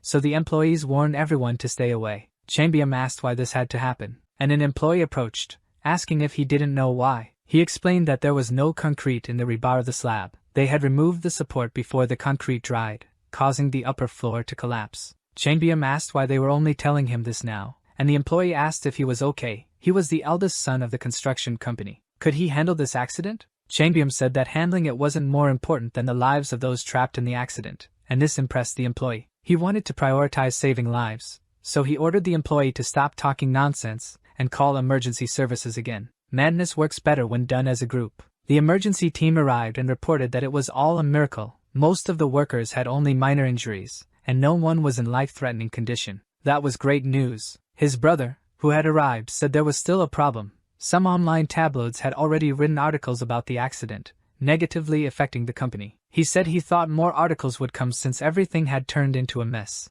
and there was nothing more they could do. Changbyeom asked what they should do, then, and the employee didn't understand, so he repeated the question. The younger brother thought the elder had a plan, but he said he had only called emergency services to save the people, leaving the younger brother feeling cornered. Their father was calling Changbyeom, and that made him nervous. He didn't want to answer the call, and the younger brother asked if he wasn't going to pick up, but Changbyeom told him to mind his own business. The father kept calling. After a while, the calls stopped. Then, he took the opportunity to quickly call the MC. He ran while talking to Hyun-sung, and the younger brother asked where he was going. The older brother's mistake was an opportunity for Chan-suk, the younger brother. He yelled at the elder for not calling the higher-ups first. Several news outlets were already talking about the poor quality of the construction materials, and it was negatively impacting the company. Chan-suk said that people's lives were important, but what about their company? The losses would be immense if they kept dealing with this kind of issue. And if no one buys apartments anymore, would he take responsibility for that? Changbyeom may not have thought of it, but Chan-suk would clean up the mess. The father then asks if he had called all of Daesen for this, and besides calling 911, he even called reporters to report on this faster. He asks if the eldest son is going to take responsibility for it. The MC says the president prides himself on being a master in construction, but if an incident like this happens, how does Changbyeom think the man will react? No doubt he would try to intervene, so Changbyeom should just do what the father wants. That way, he wouldn't be able to step back and would keep moving forward. Changbyeom says he thinks they should tear down the building and rebuild it. This statement shocks the younger son and the father, and they ask, "What?" The father says he should at least have some common sense about the construction business. Most of their money comes from banks, and the interest increases every day. The father starts talking about the extra costs of building a new building and asks if he really thinks it's necessary, and Changbyeom confirms that he does. He may not know how to calculate the loss this would bring them, but what matters in the end is trust. The reputation of construction companies is in the gutter, with many articles talking about the poor quality of buildings. If they just repair it, no one will buy anything because of the news spreading, even if the loss would be less than starting another building. Changbyeom says that money shouldn't be the biggest concern right now, but rather their trust, which allows them to keep moving forward. Chan-suk says that trust is already demolished, and this haunts Changbyeom. The eldest son says that if they take responsibility for the accident in the first building and show they are striving for a perfect result, this would pave the way to gaining the customer's trust, even if it's not the easiest way. Chan-suk asks if he's some kind of idealist, and the father says that his eldest son had finally grown up. This accident happened outside the schedule, but that's fine. At that moment, President Myung-jin showed people his construction philosophy. The president says what frustrated him about the accident was that they made a basic mistake, like pouring concrete improperly. That was a mistake that should never have happened. Safety was their top priority for others, and nothing was more important than that. The president calls his eldest son by name, and tells him he did a good job. He thought his son was living recklessly, but he was gradually maturing, just as he himself had matured when he was younger. Myung-jin Company is a business, but also a family enterprise that prioritizes the value of a home, so he should continue like this. That way, he would be fit to follow in the president's footsteps. This speech fills Chan-suk with anger. He didn't understand what was happening. A few days later, in a hospital, someone tells the wife of one of the workers that her husband's legs would need to be amputated, and she starts crying. Most people had minor injuries, but one needed surgery. The family was anxious but waiting for the construction company representatives to arrive. The woman says she doesn't feel able to talk to them, and had heard that they wouldn't pay the hospital expenses, only offer compensation. The men arrive while the two family members are still discussing asking for a fair amount due to the workers' lost legs. They say they represent Myung-jin Construction and bow, offering sincere apologies for the accident that had occurred. Changbyeom tells the MC, over the phone, that his father told him to continue what the president had started, but now he doesn't know what to do. He didn't want to disappoint his father, and the MC tells him he should first handle the accident situation because there are two types of victims. The first are the tenants. They should be able to calm the tenants waiting for construction with some financial compensation. The second type of victims were those injured in the accident. He had to do everything to resolve their issues so they could feel proud of their actions. The men say the accident was entirely the construction company's fault, and while money won't solve the problem, they will do everything they can to help. The family members are moved, and they continue by saying they will cover all the hospital expenses plus an additional $500 million separately. Moreover, the worker will be transferred to a corporate position in the company, as he was a valuable employee who deserved the promotion. The woman starts crying, and the son thanks the company repeatedly for their care, while Chambium stands by silently. The scene shifts, and the eldest son is smoking a cigarette and asks his brother what he thought was just construction. He chuckles lightly and says it's just a building. Chambium used to think the company was just a means to make money, but this incident made him reflect deeply. In his opinion, many people were involved. Those who worked to put food on the table, who bought homes with the money they saved over a lifetime. He had viewed his position very recklessly. He just wanted to eat well and live a good life. Chambium wonders when he became like this. Because of the MC, he truly wanted to become president when he had been on the verge of giving up. He thought he couldn't live the same way anymore. Now he was starting to appreciate his father, and wanted others to live well too. His brother noticed he had really changed. Someone shouted that he shouldn't be smoking in that place. It was a hospital, and he needed to put it out immediately. The younger brother apologized. Chambium got irritated, saying the man ruined the moment he was having with his brother, cursing him and threatening him. His brother realized he hadn't changed completely. A week later, this small action taken by Hyunsung created a new scenario. A reporter introduces a young man who says his name is Jong-hyuk. He was the son of one of the workers who became disabled due to the accident that occurred while working for Myeongjin Construction. That accident was just one of many. Another one happened with 5 victims in Gangnam, and unlike the others, this one caught the public's attention. A worker was interviewed and said that he had warned the superiors about the risks of accidents, but they didn't even care about the victims. One report after another, and people were discovering about other accidents covered up all over the country. Back to the interview, the journalist asks if the young man could talk about what happened to his father, and he says yes. That day, materials were being loaded, and then he tells the whole story. If they had been more careful, this wouldn't have happened. The boy says the biggest problem was how the construction company acted after the incident, and the reporter asks what the company did. He replies that they needed to call an ambulance, but the supervisor preferred to call the higher-ups first, and his father was only treated 2 hours later. The reporter learned that the hospital chosen was an hour away, and the young man says it was a contracted hospital that could be beneficial for them. But his father received no benefit at all. They made that decision just to hide the accident. That way, they could continue without delays. In the end, it all came down to money. Workers were just disposable tools in the process of fast construction. So the boy says he took the initiative to go to the media so that there would be no more victims like his father. The reporter thanks the young man and asks if he has anything else to say, and he replies that he's currently working on a construction site where another recent accident happened. But the company's actions were completely different from those taken by the company his father had worked for. He must be talking about Myeongjin.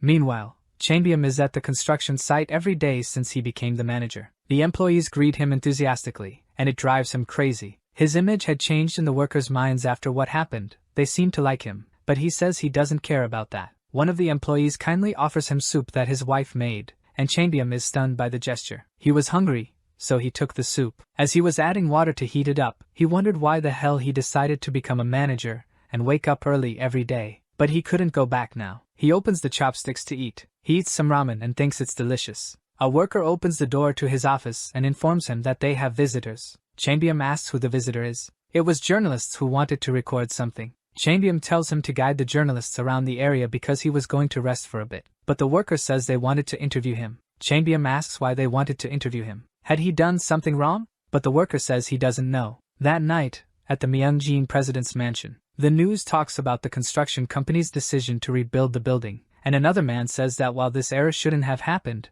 the decision must have been difficult. Most construction companies use bank loans to build, and this decision must have caused significant losses, so it was truly unusual. It was a tough decision, and the one most responsible for it would be presented now. Go Chambium, the eldest son of Myeongjin Construction. The wife of the man who lost his legs comments on the company's unexpected actions to help them even after everything that had happened. She was truly grateful that the accident had happened at Myeongjin because there her husband had been recognized. The president was watching. The president turned up the volume as they spoke with Go Chambium, praising him for his quick response to the accident. They even mentioned how he had shouted that people's lives were the priority. Chambium seemed happy and embarrassed, but nodded at what they said. They went on to say that he had taken responsibility for the accident and suggested the reconstruction, asking why he made that decision. Chambium said he just did what his father had taught him because his father always said it wasn't about money, but about the family business for life. Our video ends here. If you enjoyed it, please like and subscribe to the channel. Until next time, bye bye.